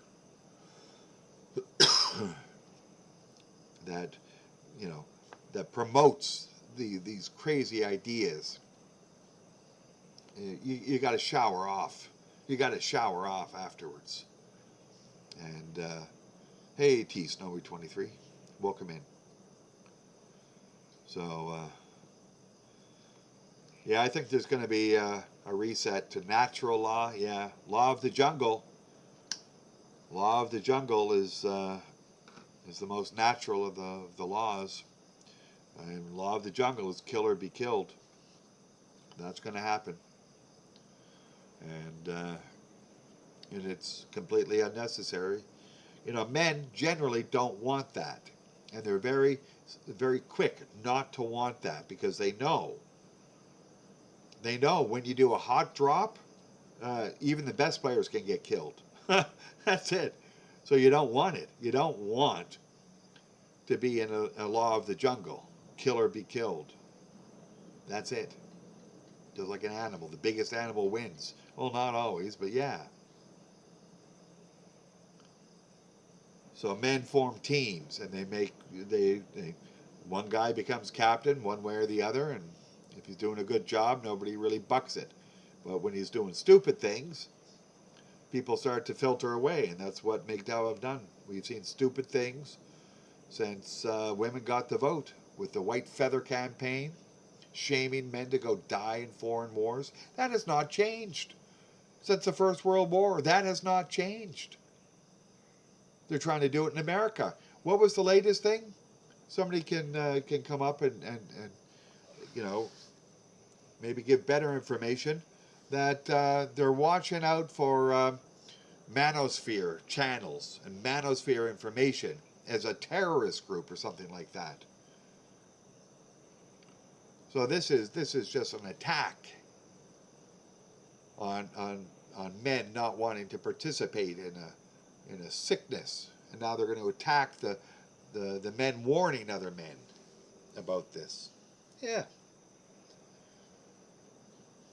So they're gonna try to suck everyone in by silencing, but I don't think they can, and I don't think they can because hopefully we're going to maintain a distributed network. Nobody gets too big, so they don't take them down. We got some guys that go up, hammer hand goes up, and he gets taken down. He goes up, he gets taken down. Sometimes he goes up a little higher than the time before, and sometimes he doesn't. We lost E-Man 67, right? He hasn't come back up. He got knocked once. It was a hard hit. And then he gets knocked back down, and he comes back, and he gets hit again. And I don't know why he got hit. I saw his recent videos before he got hit the second time, and he didn't come up. Did he go to Twitter or something like that? I think he was talking about that. But, you know, a very smart man, a very well-spoken man, very calm. Yeah, the system is under threat, death throes, desperate measures. Yeah, and one of the desperate measures is attacking. Thanks, David Smith. E-Man is back up. So, okay, thanks, One Fast Act. So, anyway, you know, so this is the trouble, and you know, I think One Fast Act knows this. You know, you get too big, you say even the slightest thing wrong, they take you down, and you don't even say anything wrong. You don't even know what you said. So, this is the issue. So, maintain a distributed system. And I'm one node of you men here, and your other nodes of other men, and we can get information, just passing back and forth and shooting this shit, and trying to keep ourselves sane, you know, in all of this. And see you know, we have to be refreshed because, you know, naturally we want to help, naturally we want to build and create, and naturally we want to you know, contribute what we can with our great strength, our strength of body, our strength of mind, our strength of will, all of this. You know, we don't like to sit around and do nothing, so we don't. we do our own thing, and everyone's own thing is a great thing. You know, part of the problem with Mgtow that always came up is, you know, we don't tell men what to do. Like, we're not a hobby group. It's great to have a hobby, but I don't know what hobby you want. I'm excited sometimes for your hobbies. In fact, I got to say, One Fast Act, that last video you put up of that Model A, oh man, yeah, no, I flipped out at that. The sound of that, my God, that was just so beautiful. The engine looked so nice. Rebuilt, it just looked great. That was so nice to see. And I know men are doing this all around the place and just doing these great things. Nobody hears about it, but luckily we do. Luckily we do. We just hear about it, and it makes our day. It makes our day just to see something like that. You know, it takes us back in time, and tells us what we can accomplish in the future. And you know, it's good to have a hobby. It's good to have a pursuit, something that drives you. And this is especially true of younger men. Older men, you know, we're sort of riding along. We got some hobbies, we got some little things. We don't need big things anymore, maybe. You know, we don't need to. It's enough just to watch the world the way it is. Writing a book of fiction that you could not write because nobody would believe it. Nobody would believe this if you had written this 200 years ago. Yeah. Hey, we got a John Deere coming up. Nice. 1940. Yeah. Yeah, no, they were great times of experimentation and building of those machines, and they got better and better. I thought they got better and better until about 1971 or something. At least in America. And then it was like, ooh, stop buying the shitty cars. General Motors just got arrogant, right? Just got arrogant. They said, what's good for General Motors is good for America. Well, that was not true. No, that was not true. And then, we had the oil price shocks in 73 and 79, and General Motors failed America. We have to say that truthfully. And they failed America big time because the Japanese then took over with small cars, and then well-built small cars, and then they captured a huge international market, which was waiting there for General Motors or Chrysler or Ford, but none of them could do it. None of them could do it. So, the good old days. Triple C, cars, cannabis, and cognac.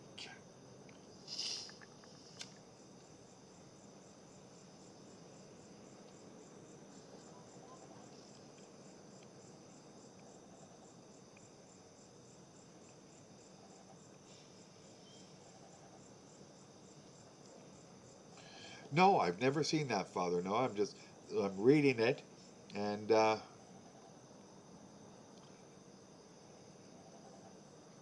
well, I don't know. If she's in Southeast Asia, she can find a man, and the man will be, pretty nice, really. The men here that I've met, but yeah, homesteading in Southeast Asia. There we go. I can tell you something about that. I had to wrestle a couple of sheep today. There you go. I had to do that.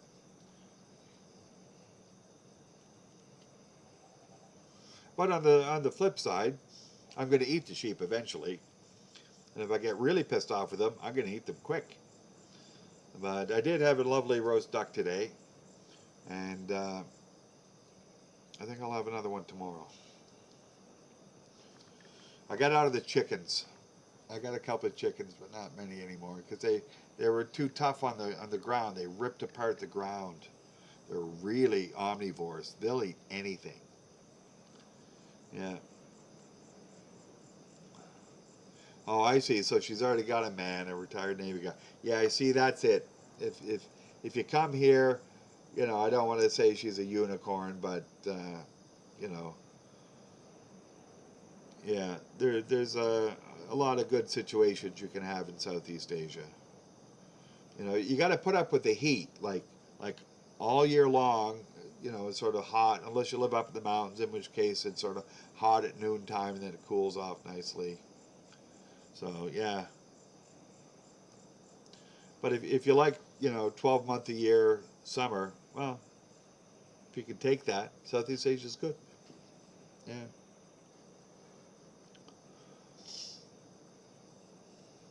Yeah, there's some talk about that, Stone. I don't know. I think there's a paradigm shift in virology. I read that. It's very clear. The body's not about to allow a little strand of DNA to do much, or a little strand of RNA to do much.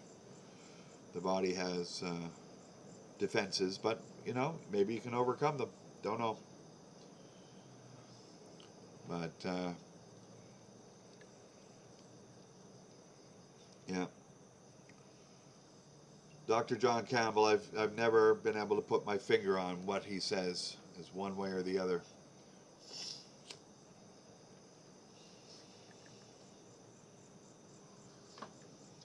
Oh yeah, I'll read it or look at it.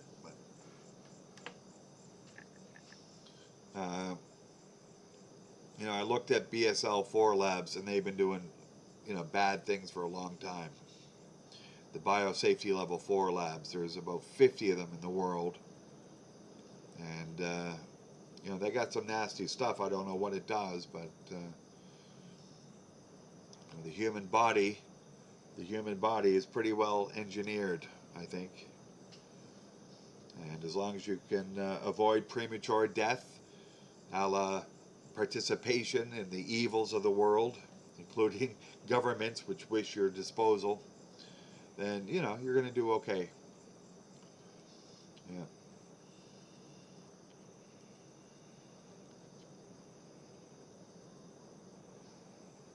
Yeah.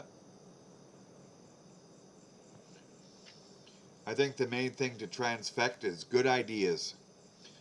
Again, I'm going to say positive thinking is good, so if the world's getting you down, let us know. We'll take it seriously. And the world gets us all down at one point or another. In fact, uh, you know, it's something sometimes to deal with it all.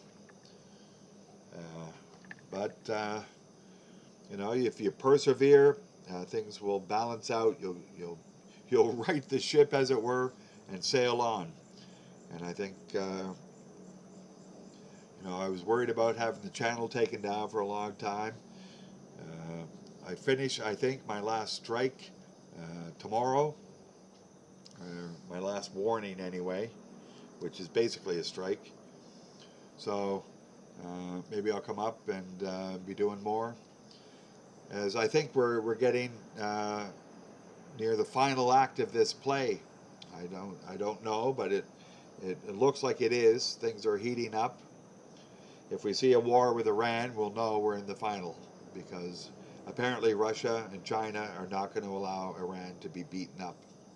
So they can fight a bit, but they're not going to be beaten up. And we want to remember that Iranians are a very prominent and well-regarded member of the wider Western civilization. They're, in fact, the brains of that whole area.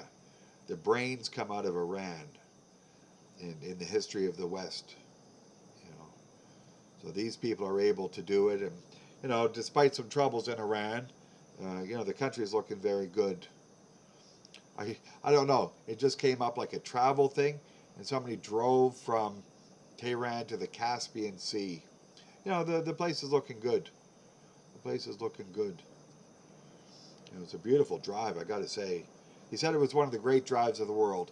I don't know if I'd go that far, but it was a really nice drive through the mountains and stuff.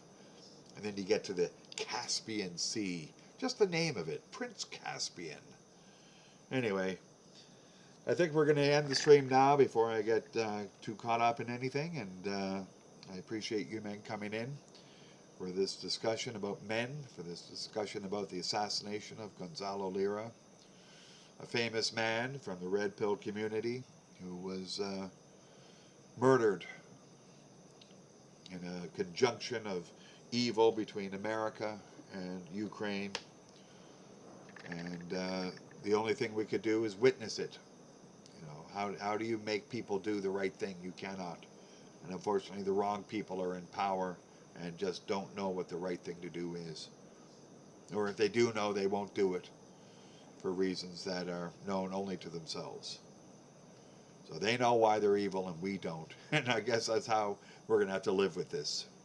Anyway, I think we're out of here. Thanks for dropping in. Stone, MH, Father No, Ancient Lighting, T Snowy, everyone for coming in. And our Vero, I hope I get inspirational again and come up and do another one. We got stuff to talk about. I'll start a new slideshow for 2024. Welcome in. Happy New Year, man. And we'll end the stream now. Take care, everyone. Thank you. Good night.